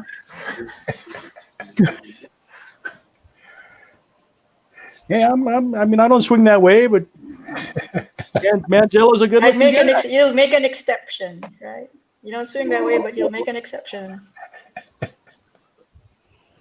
And he's a nerd, so it's even, you know. And he's a nerd, right? He was at the when I was still working at Hasbro.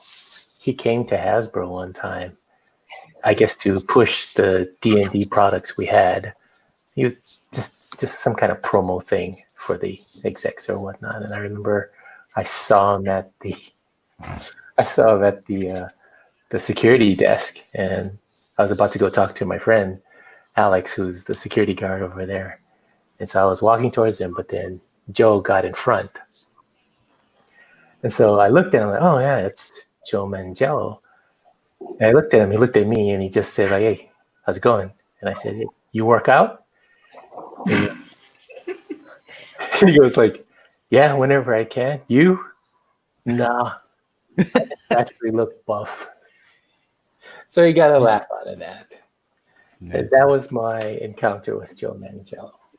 Cool. Was it life-changing for you? Not really. But the ladies, though, all the Oh, yeah. all the ladies in the Get office, that.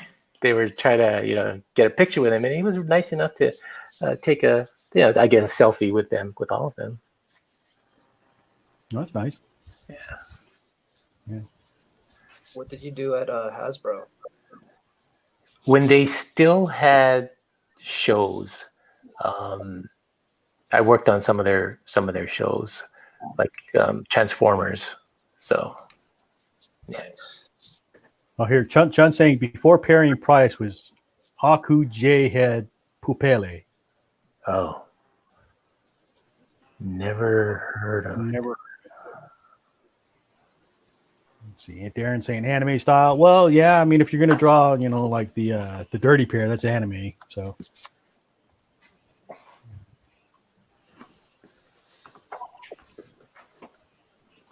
Oh. What now? I'd ask Chun what to draw, but he'd just say Venom.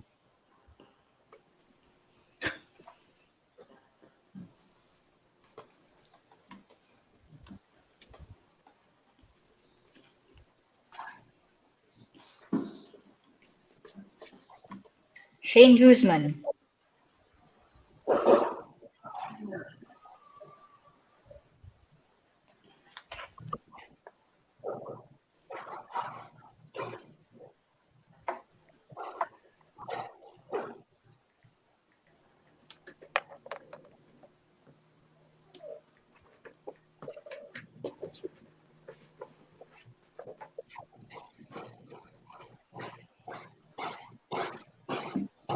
Well, I guess I pronounced the name wrong. Aku J Head Pole Pupole. Pupule. It's He tried to write it out phonetically for me, but it's Pupole. Pupole. But I'm not sure where the inflection point should be. Pupole. Is that pronounced Pupule? Yeah, that's I don't know.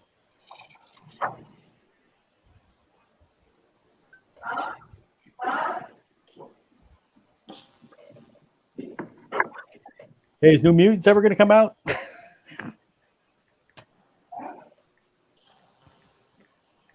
think it's been. The It got a comic? new date. No, the movie, the New Mutants movie. It got a new date for August, but I think this is like the 5th date it's had. Oh. And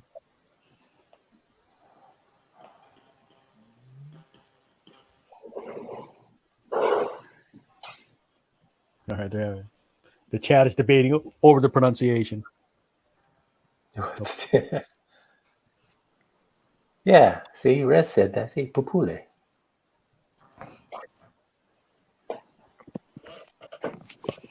Looking good, Nobu.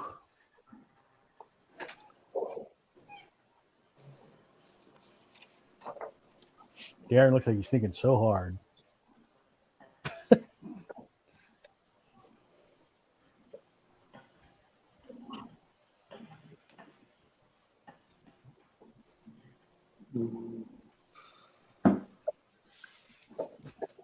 So what comic movies are you guys looking forward to coming out here soon? Or upcoming?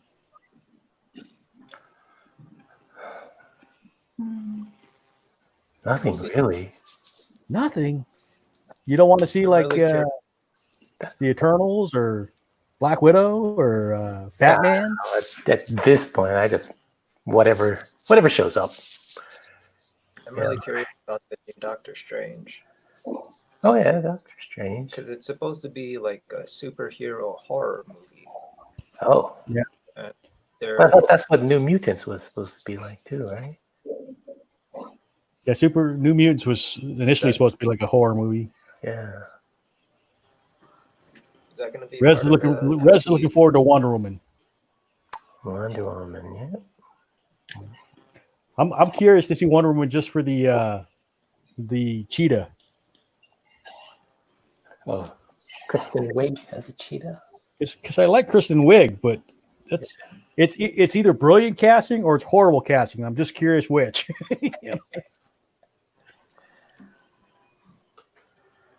Have you seen her in Bridesmaid?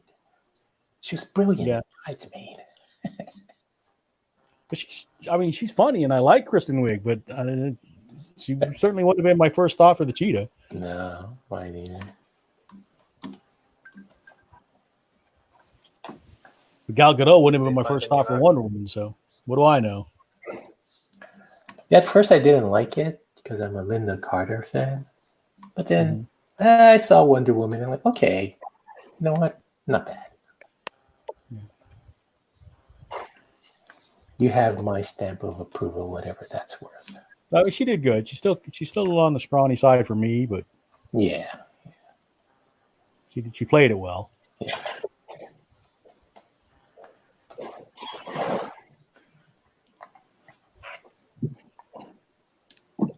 I'm curious to see what's her name as the female Thor. Oh yeah, Jane Foster. That's what's her name? Natalie Portman. Yeah, what's Natalie Portman. Yes. Yes. Yeah, that'd be interesting. Yeah, they're making some interesting moves. So Hemsworth is not going to be in it? Well, Hemsworth's in it, but if you look at the last 10 years of Thor comics, there was a run where Jane Foster got the powers of Thor. Oh. Cancer. Or And what something, happened to right? the other Thor? I mean, He, Thor. he wasn't worthy to wield the hammer for reasons. Mm. Reasons. I still don't understand why he wasn't worthy to wield the hammer, but that's what the story dictated. HR had to talk to him. Huh? Okay. Yeah. He got Me Too'd or something. I don't know. Probably. Oh, he definitely did.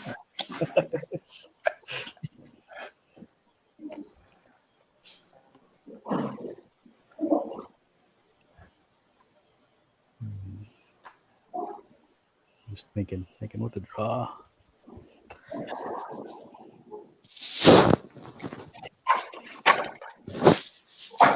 I'm looking forward to Black Widow too, though, because I want not for Black Widow, but for the other characters, because I want to see how they do Taskmaster. And David Harbour as Red Guardian seems like a fun choice.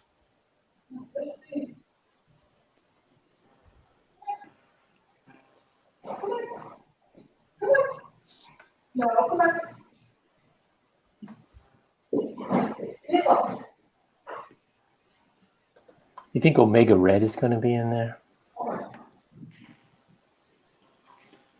He's more of an X-Men villain, right? He's more of an X-Men villain. Mm-hmm.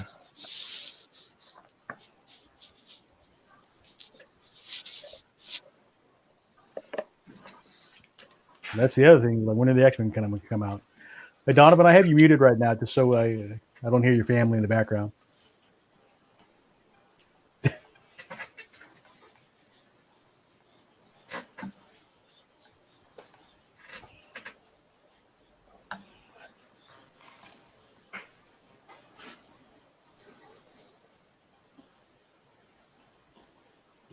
Were you holding the tablet on your knees, Jamie? No, I'm on a window ledge.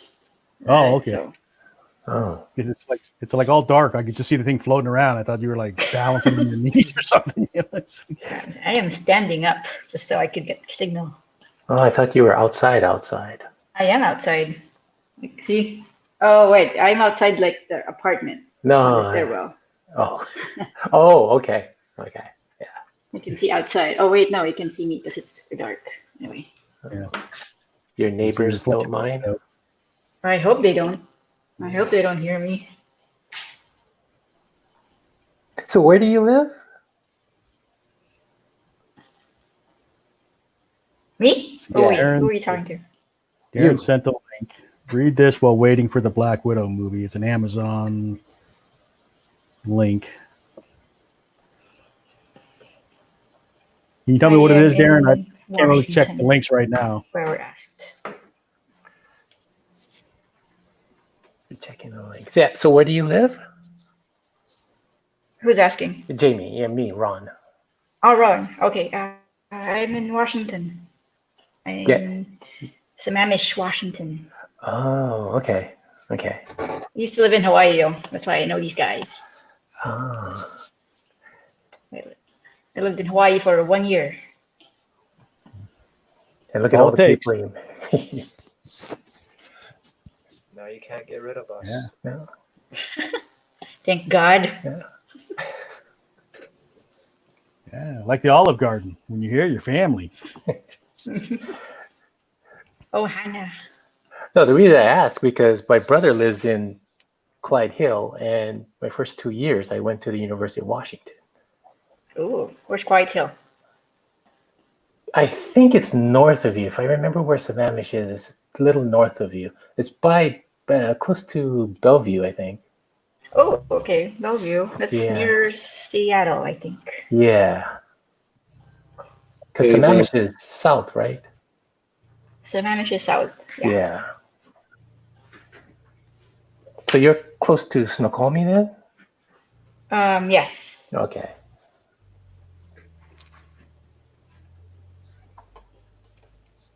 I kind of remember the areas.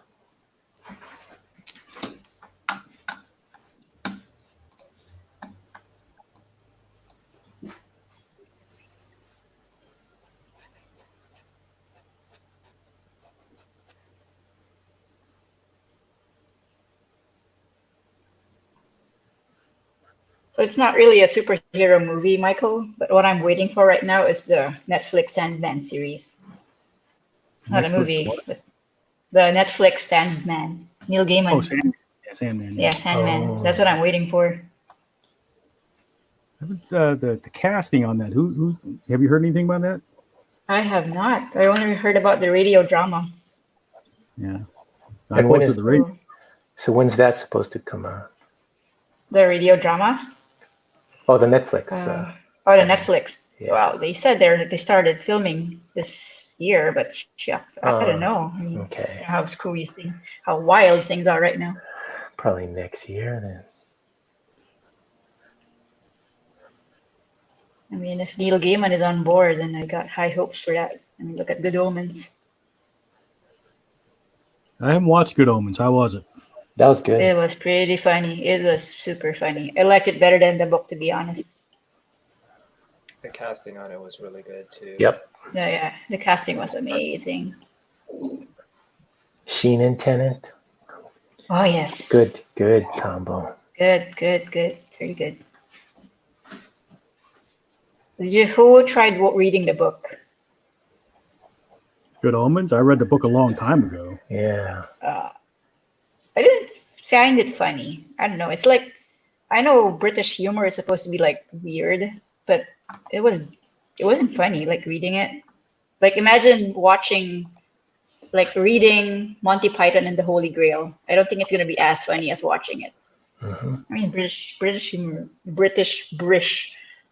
humor is kind of different. Okay. Well, I mean, I like Terry Pratchett. Oh yes, Harry Pratchett, Discworld, yeah. I've read all the Discworld books, some more than once. Darren is recommending the link is for Marvel Knights Black Widow Complete Collection. So if you need something to read to hold you over until the movie comes out, there you go.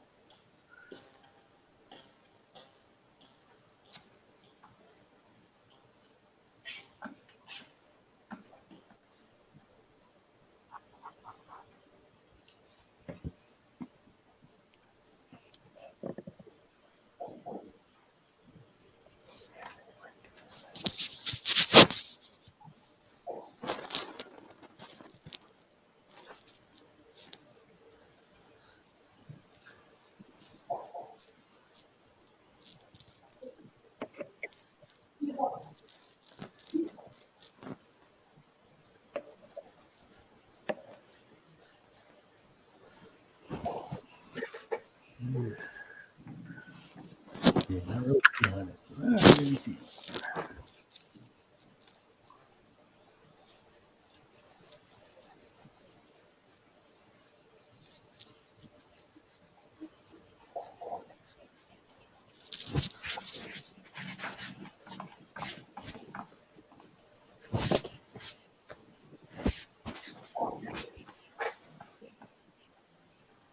Eternals sounds interesting, though. What do you guys think about Eternals?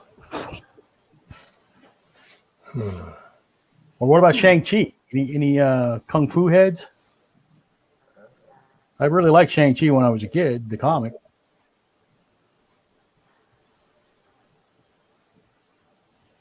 That was No. the Master of Kung Fu. Was that I mean, it who was- Shang-Chi was? Yeah. Shang-Chi, Master of Kung Fu. Didn't It was one of those. Andy The title was do, The Hands of Shang-Chi, Master of Kung Fu.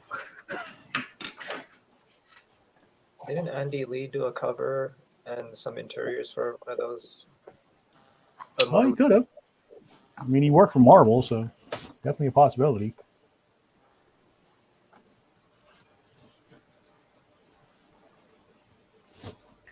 Yeah, maybe I should work on my Gordon Rider.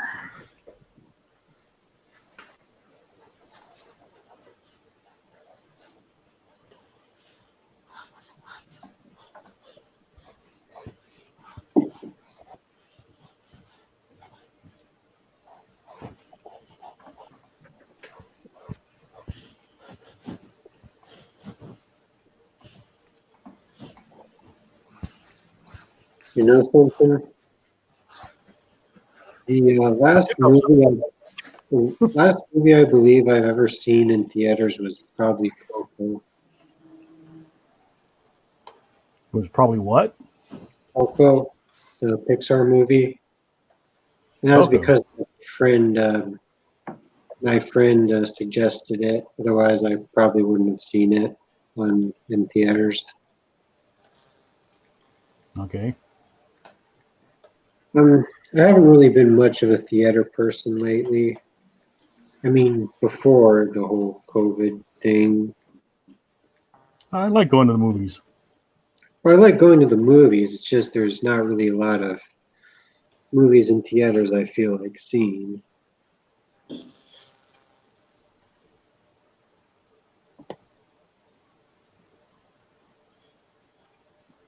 Coco was a good one, though. I liked Coco. I cried like a baby in that one. Yeah, you would. With the Dia de los Muertos theme, yeah, and Yep. La Llorona. Yeah. It's well, the Dia de los Muertos is big in the Philippines too. So Oh, what, really? Oh, but it's called a different thing. Yes. Yeah, the whole sleeping with your dead, I've the grave I've thing. been in the Yeah. Philippines for one of those celebrations. It's crazy, just the parades and all the What? No, what? Parades? yeah. What? It's almost like being in Mexico with all the masks and the dolls and Are you like trolling me now right now, or is that serious? Oh, no. When then- when my father-in-law died, we went to the Philippines and it was Oh. around that time. So Oh, that's weird. Never heard of that, but okay. Might be. Was it like in the main island, or maybe it's a provincial thing. I don't know, but it's probably a provincial thing? But I've never heard of like parades for the Day of the Dead. they had one. Gotta ask. And all the street vendors and Oh yeah, the street vendors and people sleeping on top of the graves, that kind of thing. Yeah. With tents. I'll be honest, I thought Coco was okay. It's just, again, I've never really been much of a 3D animation fan, so it's always been a conflict of interest, I guess you can say.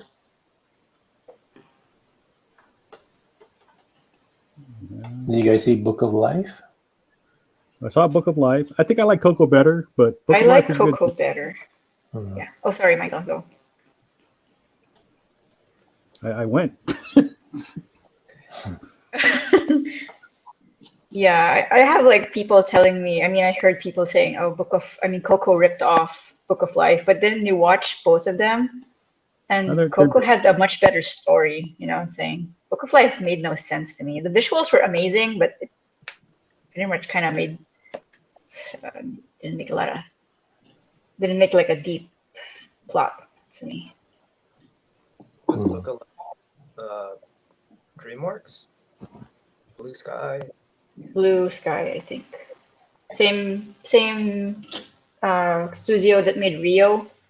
So it's Blue Sky, I think. Yeah, that's Blue Sky. Did Blue Sky also do Ice Age? Yes. Okay.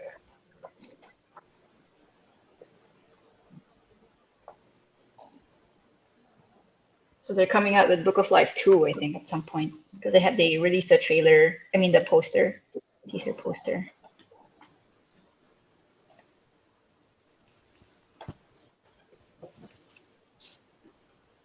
Oops.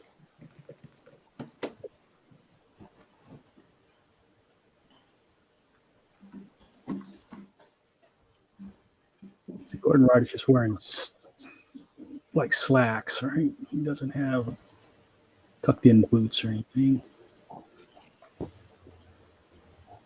They're just slacks, according to my reference image. They might have cargo pockets on them. But yeah, the scene I'm drawing though. See, I'm referencing The Dark Knight. That's be my Gordon Ryder cover is going to be based on that. Oh, nice.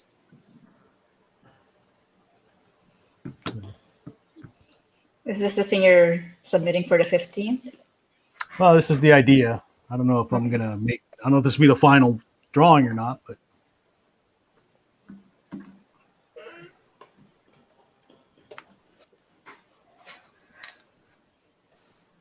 let's see. Elmer says, "Yeah, Halloween in the Philippines is more like we walk like a parade going to the cemetery." Yeah, We might have celebrated differently. Maybe. I don't know. I mean, Filipinos do love fiesta, so probably, yeah. what part of the Philippines were you from again? Manila. Main city, yeah. Yeah. So my wife's family is from Cavite. Oh, Maybe Yeah, not about an quite. hour drive away, I think. yeah. Not quite the province, but that's still pretty city. I gotta look that up. I've never heard of that those customs.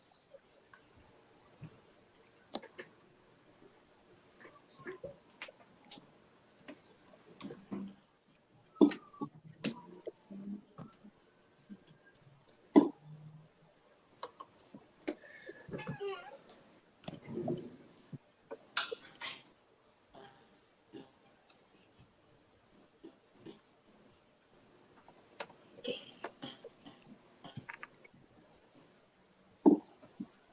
Dun, dun, dun.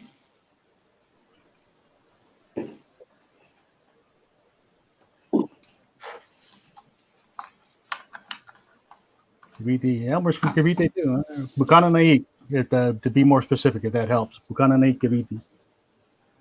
Ooh. Oh, okay. I kind of don't know that. Sorry. That's more for Elmer City since he says girls. Cavite also. Oh, okay. City girl. Sorry. Yeah. Home of the insane jeepney drivers.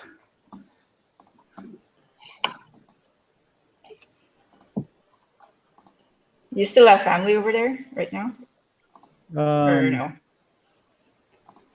Not not close family, no. Okay.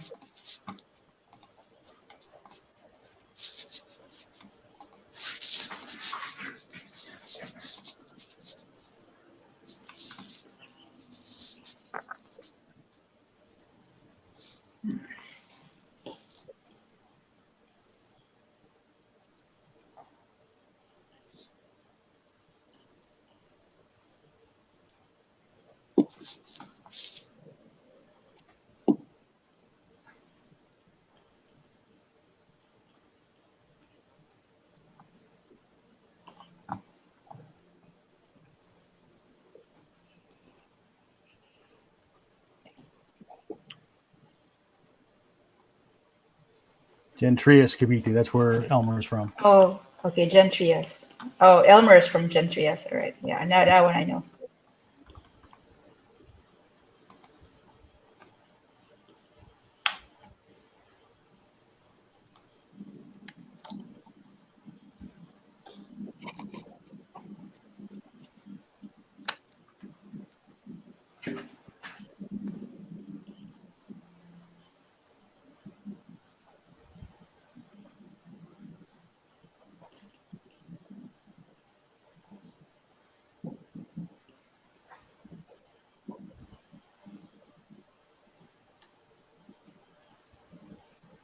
Ron, do you know where your family's from in the Philippines?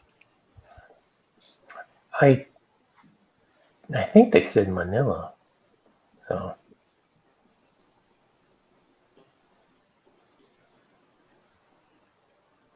yeah, that's all I know.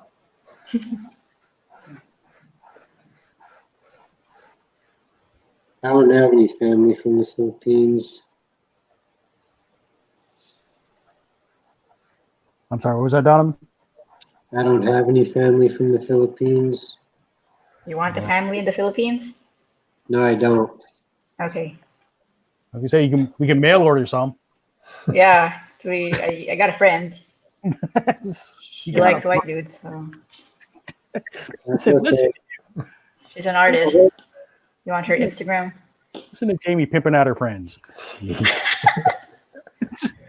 Although my aunt Okay, had wait. Is that are we gonna get like tagged on Facebook again for this? No. Okay. Nah, only if I say something. although my aunt did do this like 23andMe or Ancestry.com thing, and turns out even though I'm part German, where my family is actually speculated to come from the parts of Germany that are now Poland. So we might actually be Polish, possibly.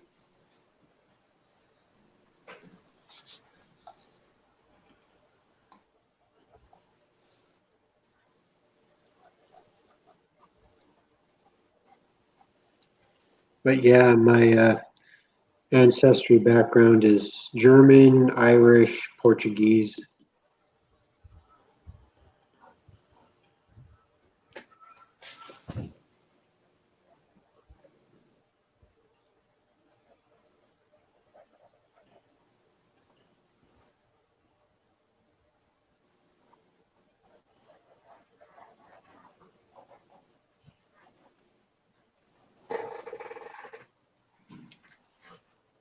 Yeah, all I know is I'm Vietnamese and something.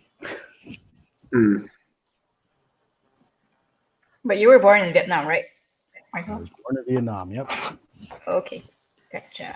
I was born a poor black child. What? What? What? You never saw The Jerk, huh?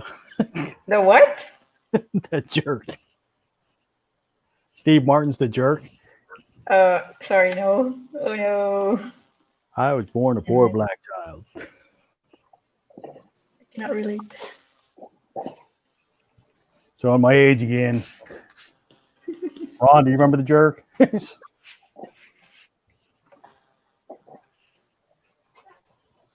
Ron's like, don't bring me into this.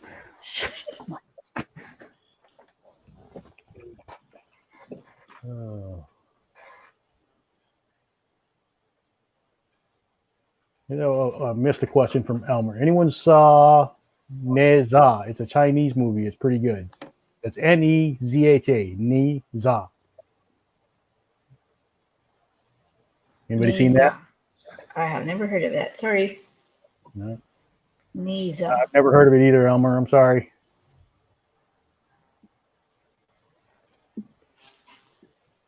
I did like the Chinese version of How Mulan. Came out about 5 or 6 years ago, I think. What's the Chinese version? Like, is it like It's a war movie, but it's Oh. You know the tale of Mulan, right? Yep. Yeah, so it's Mulan, but like hardly anybody lives. Okay. Sounds interesting. It's not a happy ending movie. Oh, it's not a Disney movie. Definitely not a Disney movie. But it was well done. I mean, if you ever get a chance to watch the Chinese version of How Mulan.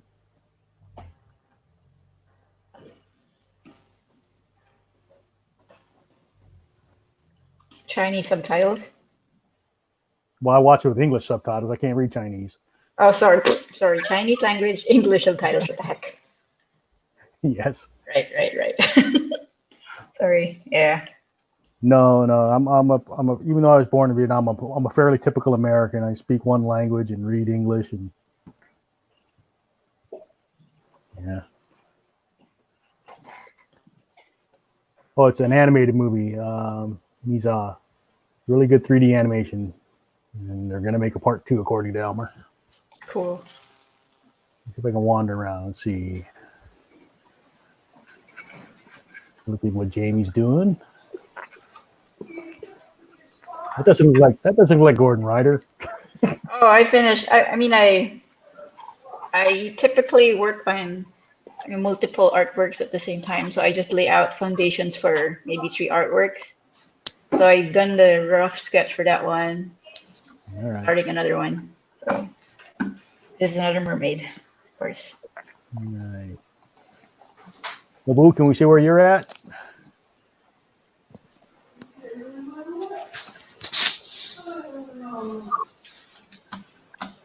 Kind of grainy right now. Hold on, let's hold up for a I second. got another one from Oh, it's a new one. Oh, okay. Yeah. Okay. I was gonna say, can't see much of it.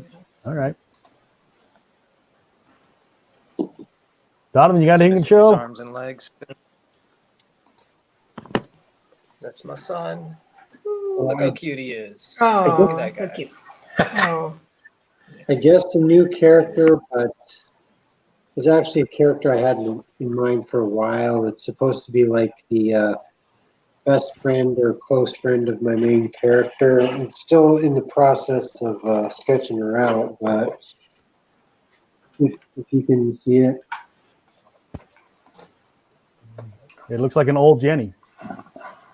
No, it's actually, well, I Oh, guess I'm still working on it, but I it's switched over to you, supposed to be her friend Laura is her name. Because it looked like Jenny with glasses on, Yeah. kind of a librarian version of Jenny. Mm-hmm.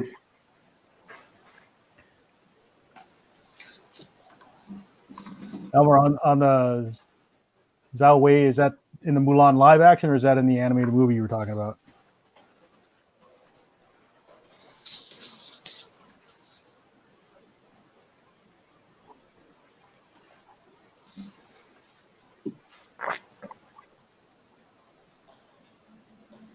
Time's 8:26, not too bad.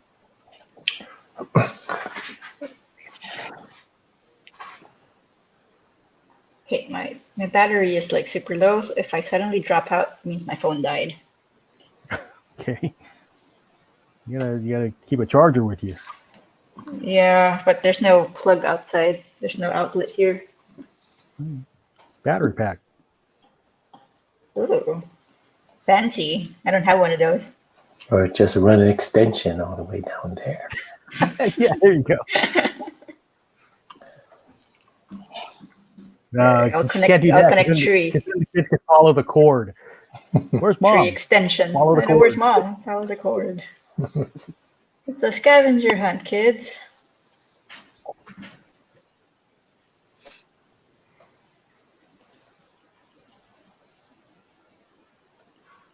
Speaking of Mulan, I'm kind of looking forward to the live action version from Disney, but I know it won't be as rough as the Chinese version. Which part are you looking forward to that? I just want to see how they do it. Oh, Because I it's see. not going to be, well, from my understanding, it's not going to be a musical. Yeah, No dragon, there's no dragons. Yeah. no Mushu.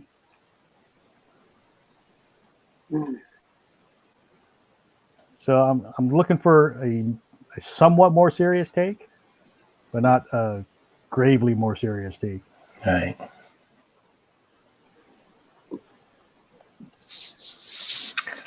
So a little bit better than Great Wall. Yeah, I didn't watch that one. Did you watch that, Ron? Yeah. It looked kind of interesting.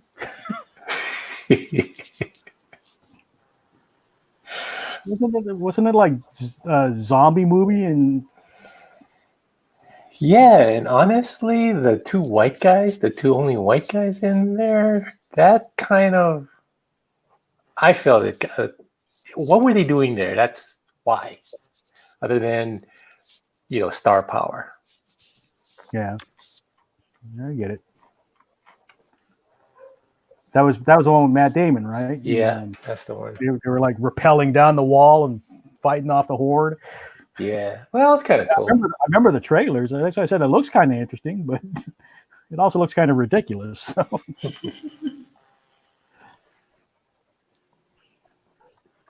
But you get a lot of those movies where the magic white guy that comes and says, "What was that one with Keanu Reeves as a samurai warrior?" Yeah. Magic white guy. And I think wasn't there one with Yeah. Oh God, what's his name? But I think it was a Jackie Chan movie, and for some reason they made the Roman centurions go all the way to, I guess, the Gobi Desert, where they encountered the Chinese warriors. Oh, wait a minute. I think I've seen this. Yeah. What's his name? They were like the last guard for the passage or something, right? Yeah. He was in Gross Point Blank. That guy. I remember that. Yeah, because I remember watching that movie and walking out going, what the heck was that?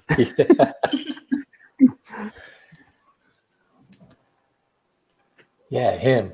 I remember Because that the guy from Gross Point Blank is like the villain in the movie, and it's like I just not buying it. Yeah. Because he used to play that. Was it in the 80s? He played those 80s rom-coms. It's in those 80s rom-com. John Cusack? Yeah, him. Yeah, John Cusack. See, now I got to look up what the heck was that movie? Look up John Cusack. Same guy who was in Say Anything. Say Anything. He was also in. He played like a villain in a Jackie Chan, like Hong Kong. Yeah. Looking it up right now. It is Dragon Blade is the name of the movie. Dragon Blade. Dragon Blade. Yeah. Yeah, it was a crazy movie. What was the name of it? Dragon Blade. Let me write. An exiled Chinese general, Jackie Chan, offers shelter to a renegade Roman, John Cusack, and his legion, then becomes involved in the soldiers' dispute with Rome's villainous consul, Adrian Brody. Well, that's the other guy who was in it, Adrian Brody.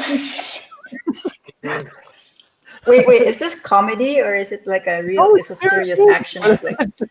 It's a serious movie. Oh my God. Okay, wait, I gotta watch this. What's the name? What's the title again? Dragon Blade. Dragon Blade. So an exiled Chinese general, Jackie Chan, offers shelter to a renegade Roman, John Cusack, and his legion, then becomes involved in the soldiers' dispute with the Rome's villainous consul, Adrian Brody. Adrian. Okay, looking that up now. Yeah, I'm not making this up. I know, but it sounds so Made up. What's the word? Yeah. You know what it is, though, is because every now and then, like China will reach out to American actors, for the name recognition, and hey, come over and make a movie with us. This is like. I mean, that sounds so made up. It's like I put it in the same category as that Whoopi Goldberg movie where she partners up with a Tyrannosaurus Rex to solve crimes. Wait, what movie is that? Oh, Theodore Rex. Theodore Rex. That wasn't supposed to be a series. I only know that movie exists because of the Nostalgia Critic. Theodore Rex. See, yeah, that so it's sounds like made up. Those movies that sound made up, but then you Google it and it's an actual real movie. So I gotta look up this Dragon Blade one because it's what Adrian Brody. Adrian Brody, yeah. When they John initially Cusack.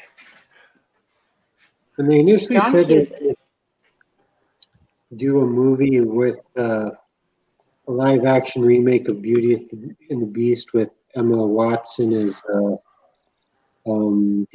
Belle, I initially thought that they were it was like a parody or some sort of joke. Nope. It just sounded too over the top to be true. But I guess I was wrong.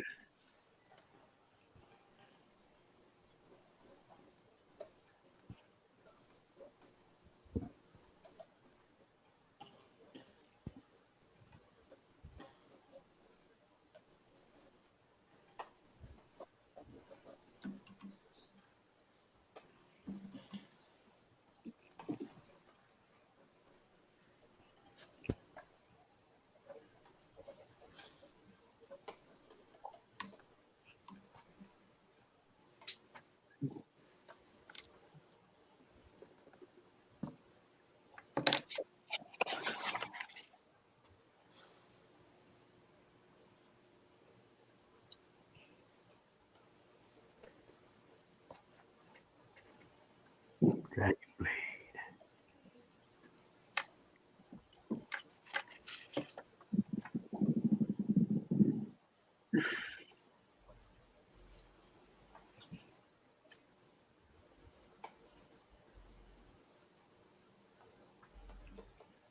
There's some weird movies floating around out there. There's a Thor movie. I want to say it's not Russian, like, but one of the Russian countries. It's actually pretty good. It's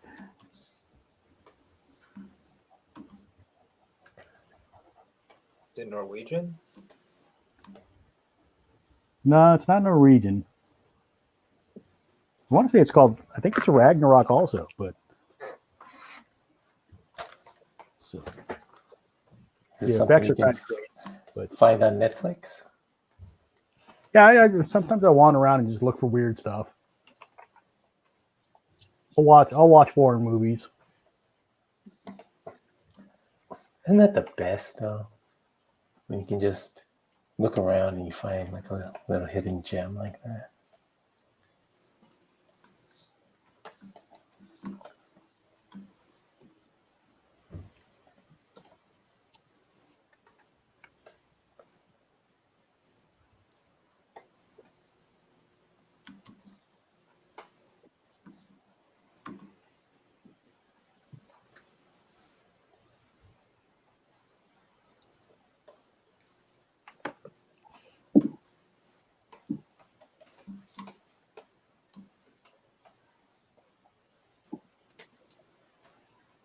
Let's see if I can find the movie. Go to that for now. I guess we lost Jamie. Her battery must have died.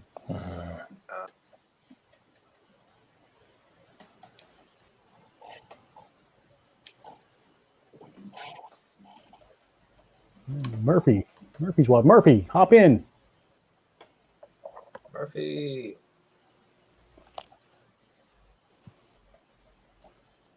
I'm trying to find that Thor movie, but all I can find is the U.S. one right now.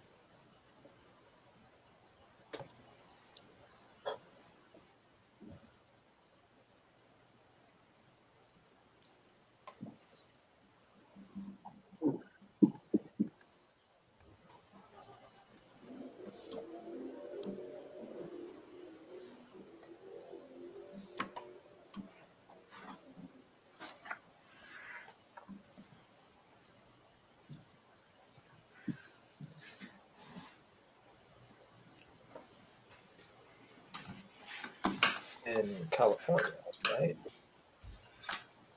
I'll find it later, I guess. Can't remember the name of it. So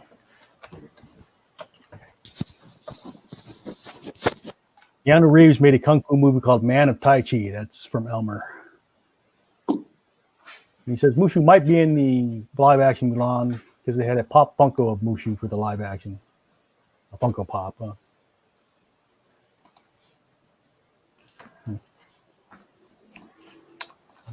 Not really familiar. I'm gonna hop out of the stream real quick. You guys keep going. I'm just gonna grab something to drink.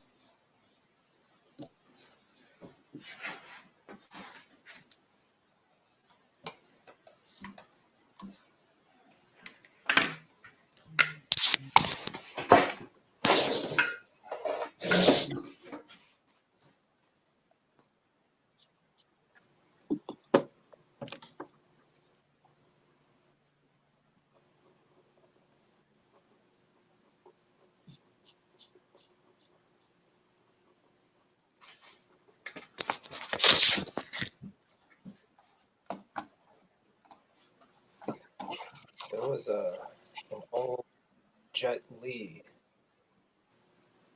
movie called Once Upon a Time in China, I remember those. where he had to fight a bunch of dudes who were dressed up as a centipede, Yeah. like the Chinese dragon style, Yeah. right? And he couldn't beat them. And he thought, like, how do you beat a centipede? A chicken can kill us. So he dressed up like a chicken. And he learned chicken style. Yeah.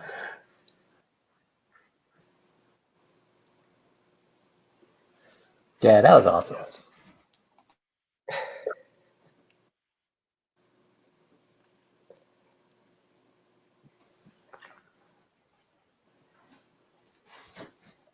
Love his older movies. Some of those Jackie Chan movies from the 90s were really good. Mm-hmm. Gorgeous. Had one of the best fight scenes I've ever seen. Where he fights the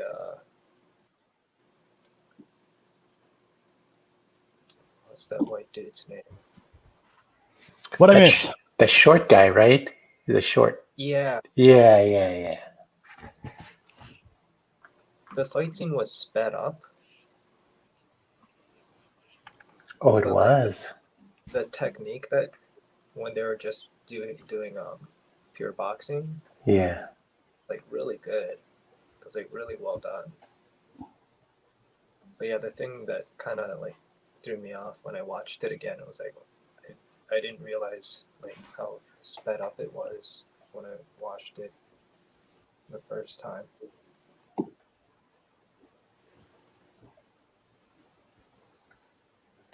To me, his best fight scene is from an old film called Meals on Wheels, or Wheels on Meals, I think.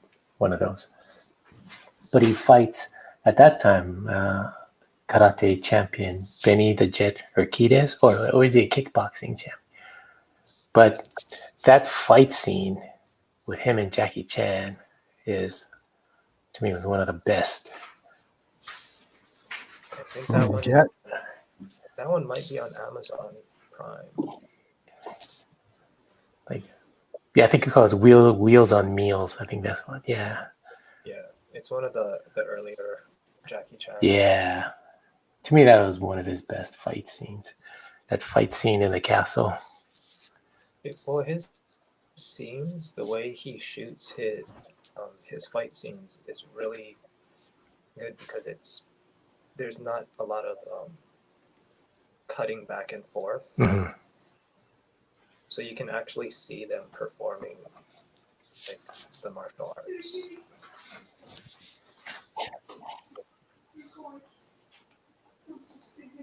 There's not a lot of flashy camera work to distract from the actual choreography of the fight. Right. And also, I don't think they really.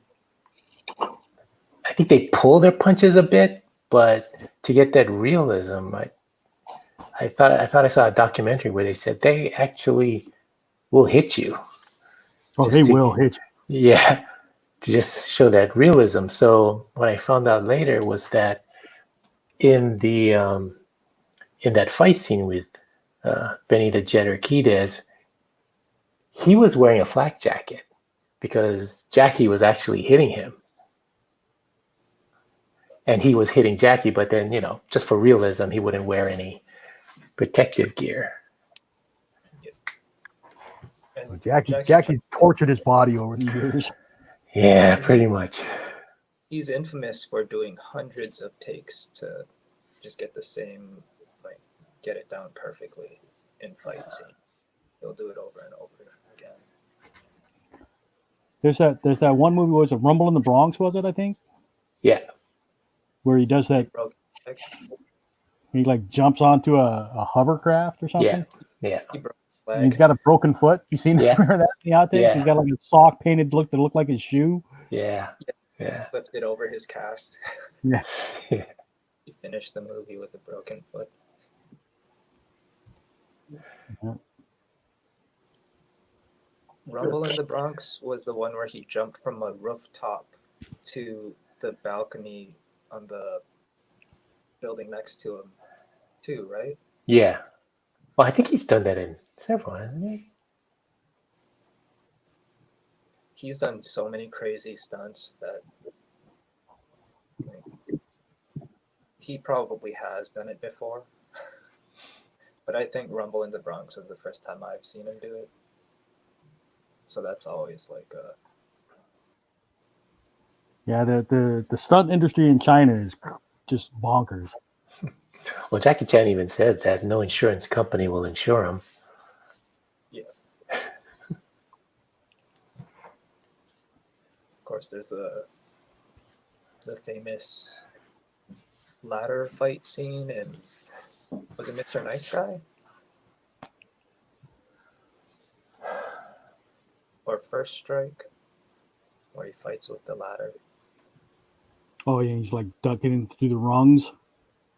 Yeah, he's like jumping through the steps. Of I think it was Mr.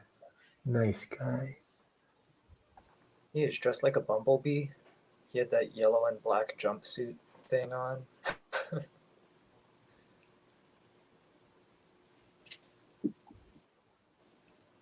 You know, all his movies seem to just meld into one now. Just remembering the action sequences.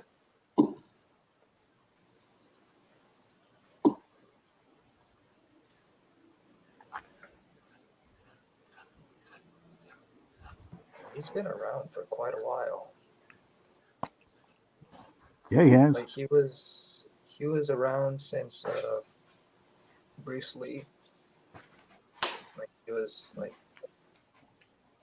Yeah, the first movie I saw Jackie Chan in was Cannonball Run. Yep, I remember. Well, no, actually, because we had in Hawaii Kung Fu Theater, and they showed several of his older movies there. Cannonball Run. He jumps into the passenger window of the car, right? Mm-hmm. Is that? That's part of it. The one I tried to, because I saw that when I was younger too, is he was sitting on the top of the car, and this is when they are supposed to, stamp their time when they started. So he's sitting on the top. The car just brakes, and he does this roll down the hood, lands on his feet. And I thought that was the coolest thing, and that's probably the one thing I could probably pull off when I was a kid. And What movie was that was in Cannonball Run. It was like really in the beginning when they were just starting out. He was like sitting on the top, the car stopped, and he did this roll down the windshield, down the hood, and land on his feet. It looked really cool. And I thought, hey, I could pull that off. And I nearly broke my neck trying to do that. And then you found out you couldn't pull it off. No. Just because he makes it look easy. He made it look super easy. Doesn't mean it is easy. He even said in his interview, like it's not like he can do it like on command. Like a lot of those things that he does, it takes 100+ Yeah. takes. Yeah, that's what you were saying. Yeah, multiple takes. Yeah. Okay, so I tried again. Tell me if this design works a little bit better. Hold on a second.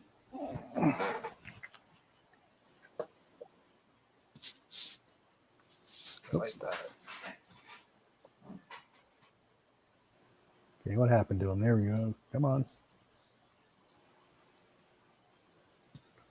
What? What's going on there? Get this right. Yeah, there we go. See, I'm telling you, it's old Jenny. it's Jenny with glasses. Take that as a no.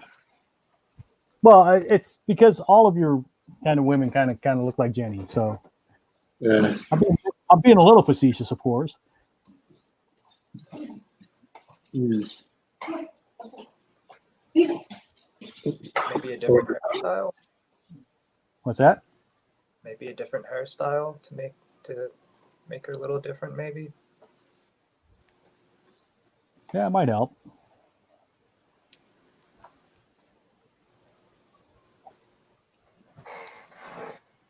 You know, like on The Simpsons, how they all pretty much have the same shaped face, but like their clothes and their hair make them different. The way that, you know, Matt Groening, Raining. Yeah, you got it right.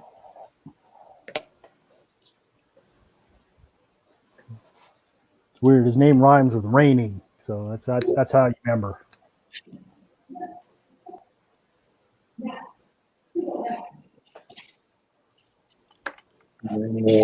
Yeah, I guess I do have sort of that same face syndrome kind of thing, but yeah, Well, I mean, you've drawn the character so many times, it's kind of stuck in you, I think. yeah.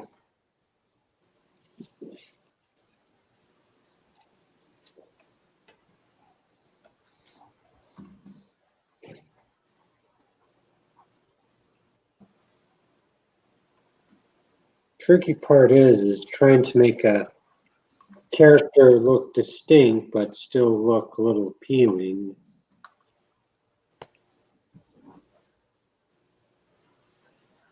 At least for me.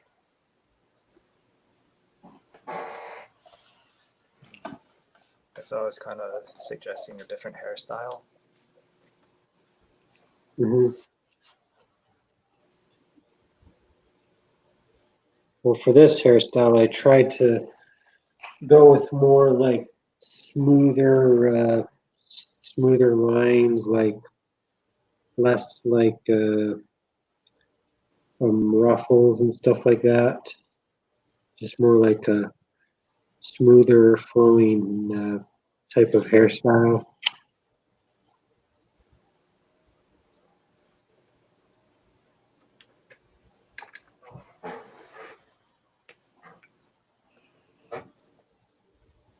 What if you pulled her hair back into a bun? Hmm. Because she's already got like the librarian glasses going on, you know?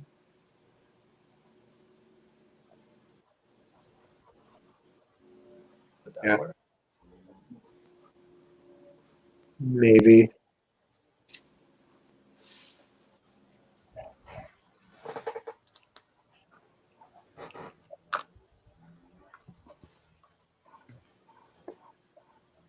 Everything is Janny. Hey, in Enter the Dragon, Jackie Chan got his neck snapped by Bruce Lee. The next scene, he comes back and Bruce makes him fall in the acid pool. Yeah, that's before anybody knew who he was. He was just like, "Yeah, I'll take whatever gig I can get. You can throw me in the pool, whatever." Let's see. Faces.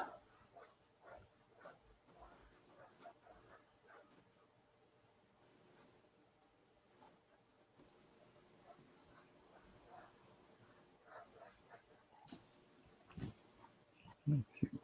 My pen is blowing up. Which pen was that? One of my pins is blowing, leaking.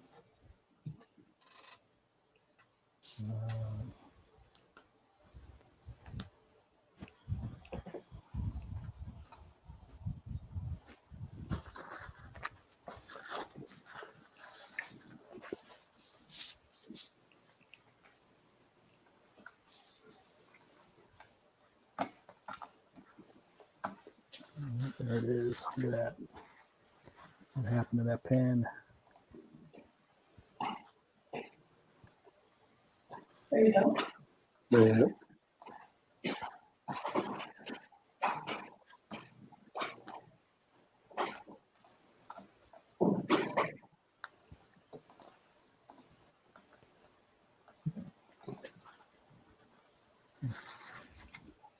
Okay.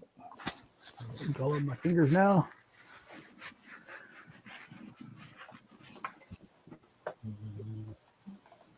This.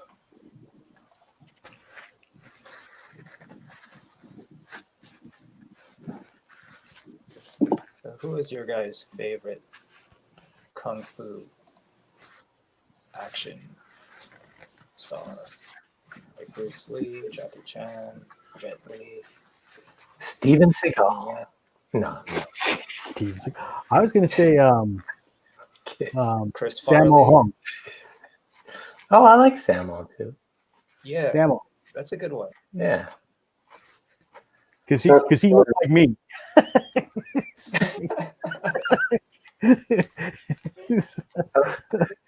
He had a great line when he was in that series Martial Law. Martial Law with Arsenio Hall, right? Yeah. So I guess he confronted, or he was talking to a martial arts instructor, and I think the exchange was that he looked at him and said, "Oh, you're out of shape," and Samuel said, "I'm not out of shape. I'm just fat." So that was like one of the. I like that line. He can still move. Guy, I'm in shape. That's shape. Yeah, he's not out of shape. He's just fat, but he can still move.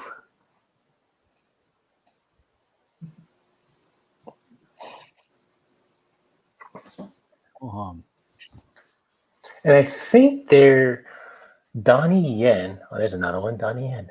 Donnie Yen is doing a remake of a Sammo Hung movie called Enter the Fat Dragon. Is he really? Yeah. Because I saw a commercial somewhere. And I was like, yeah, this guy looks familiar. But he was Donnie Yen in a fat suit.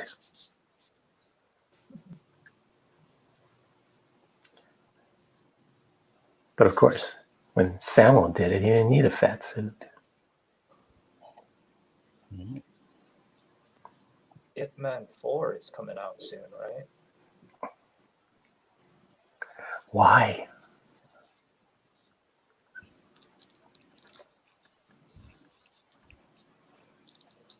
Actually, come to think of it, you guys ever notice like maybe a sort of same face syndrome with like a lot of Disney or anime characters?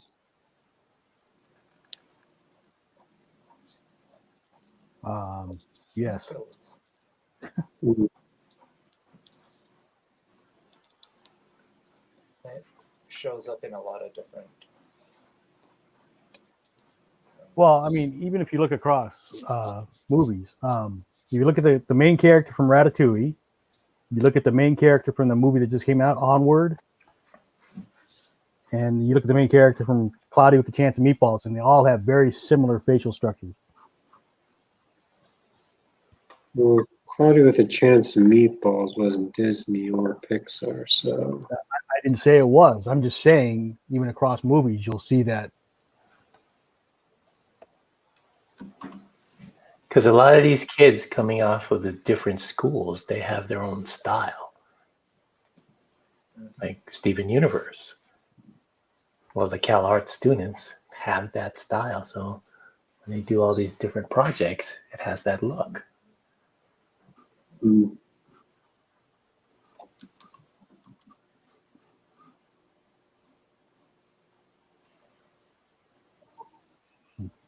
That's why they have like they accentuate the hair and the different clothes that they wear. Like that, even if they have the same face, because of the hair or if they have glasses, like can tell them apart really easily. Mm-hmm. Like again, The Simpsons. If you were to give Lisa the same hair as Bart, it would look exactly the same. Mm. That's why like Bart always has the 9 spikes in his hair. Homer always has the 3 hairs on his head. Marge always has the blue beehive.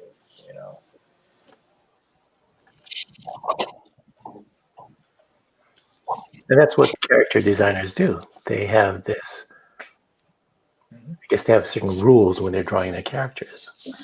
Like you said, the 5 spikes, 9 spikes.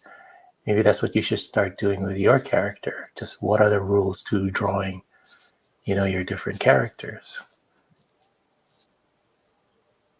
There's always the silhouette trick Mhm. too. If you can tell your characters apart from their silhouette, and it's a strong like silhouette, like Mickey Mouse Exactly. or Garfield, Snoopy, Winnie the Pooh. Like if you take all the characters from the 100 Acre Woods and just line them up, just their silhouettes in black, Uh-huh. tell exactly who every character is just by their silhouette. And that's really strong visual character design. It's not just limited to characters also, but when you do like props and even for BGs, like our different buildings, it all has to read automatically. I'm sorry, when you said Bee Gees, I thought you meant like the band, not backgrounds. I just had to think about that for a second. Oh, BG's great band. It's like, Yeah, actually, other than Saturday Night Fever, I don't know what else they. it's like, what are you doing drawing the Bee Gees? What's that all about? I saw an old interview with the Bee Gees where it was an interview on a British show, and I don't know what happened, but they walked off stage, and it wasn't anything. There was no. I don't think it was anything insulting that the interviewer said. But I guess they took it as an insult, and they just all walked off stage. All three of the Bee Gees. Where was this? It's that guy who did the British version of Whose Line Is It Anyway? Okay. So he had a talk show, and he had the Bee Gees on it. He asked them one question that hit a nerve, and they just walked off stage. Let's see, what are we catching up with? Rez, Elmer. Sammo Hung is a great choreographer, too. He choreographed Ip Man and a lot of Jackie Chan films. Mm-hmm. Ip Man 4 has been out a long time ago. I saw it in theaters, and it's already in stores. I think that's because someone was saying Ip Man 4 is coming out soon. It's already out. It's been out. Okay. So Ip Man 4 is the final one, right? Because I think I just saw a commercial for the final. Yeah, I'm pretty sure they're going to make an Ip Man where he travels forward in time.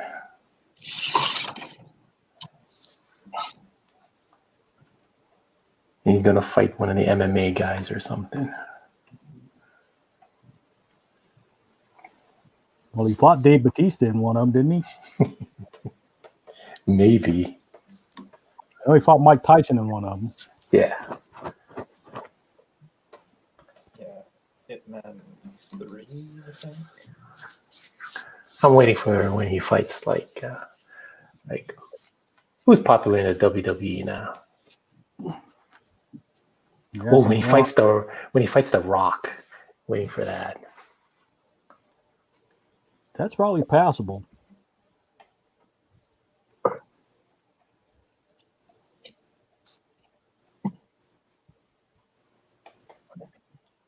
They give Rock a big enough check. I'm sure he'd go make a movie with him.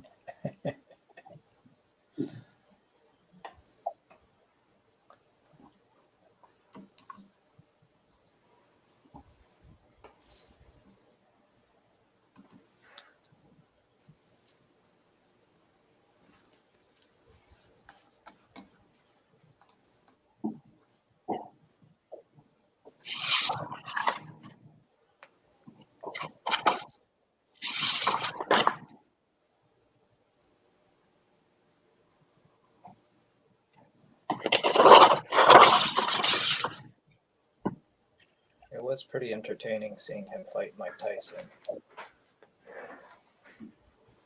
Just have to go into those movies not taking it seriously, I guess. I liked him in Rogue One.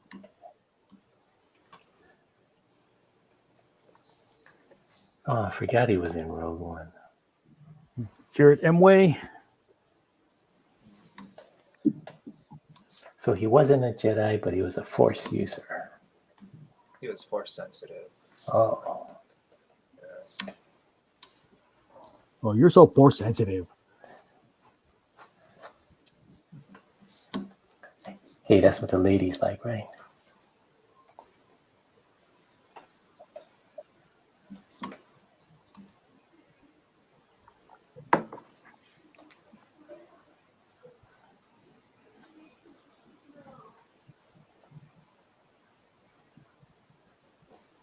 So you know the guy who played Orphan Krennic from Rogue One? What about him? He also played the guy, the villain from Ready Player One, who was, He plays lots of villains. Yeah. yeah. He's kind of typecast as a villain.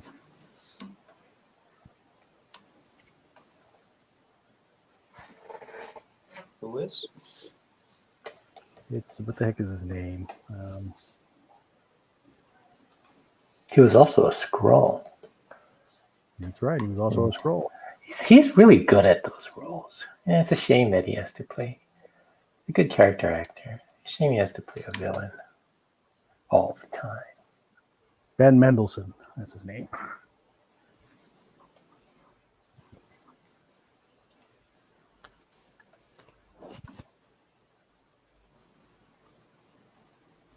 Mike Tyson is an Ip Man 3, according to Elmer. Was David Bautista in one of the Ip Mans, Elmer? Because I know he was in some martial arts movie, like just slamming people around.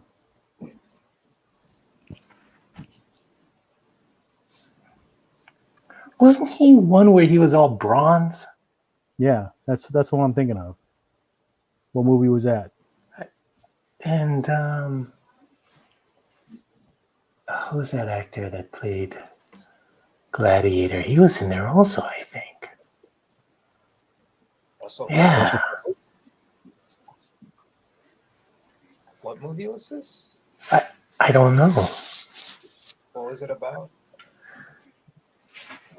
It's just a bunch of these unusual characters on an adventure. That narrated a little bit. Romper Stomper? I think the movie is Kickboxer Vengeance. That's what it's called. Is Russell Crowe and Dave Bautista in it? What about Russell Crowe, Dave Bautista, Gina Carano, George St. Pierre, a bunch of MMA folks. Let's see, maybe that's not the one I'm thinking of. Well, I'm gonna be heading out, so All right, Donovan, have a good night. thank you. Good night. All right. Good luck with your character creation. Thanks. Have a good night, man.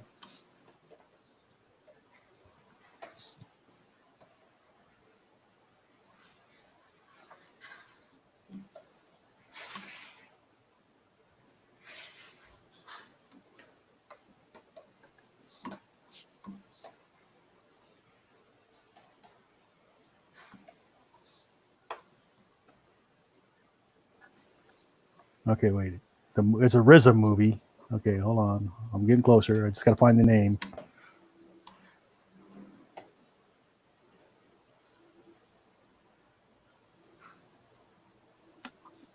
RZA movie? Yeah, Is it RZA the makes Wu-Tang RZA makes a one? lot of martial arts movies.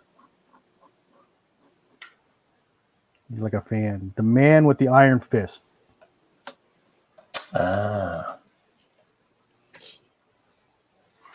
Okay.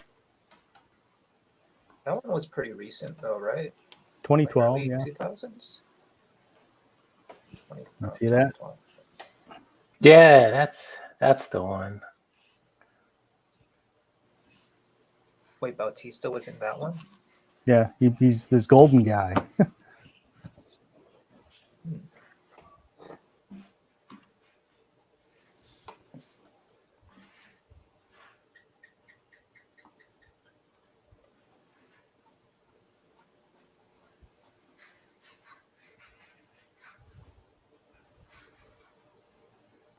That wasn't the one where was Quentin Tarantino's name tied to it in some way? Well, I don't know. I think I might need to wrap up. For some reason I'm not in the groove right now for drawing. I don't know. Oh, it's almost 3 hours already. Say again? Oh, it's almost been 3 hours. Yeah, 3 hours. Oh yeah, 3 hours. Yeah. 3 hours, 7 minutes. All right, guys, I'm going to call it a night. Thanks for watching, Elmer, and I don't know who else is still here. Maybe John or somebody. I don't know. Okay, we're going to go out in 3, 2, 1. Night.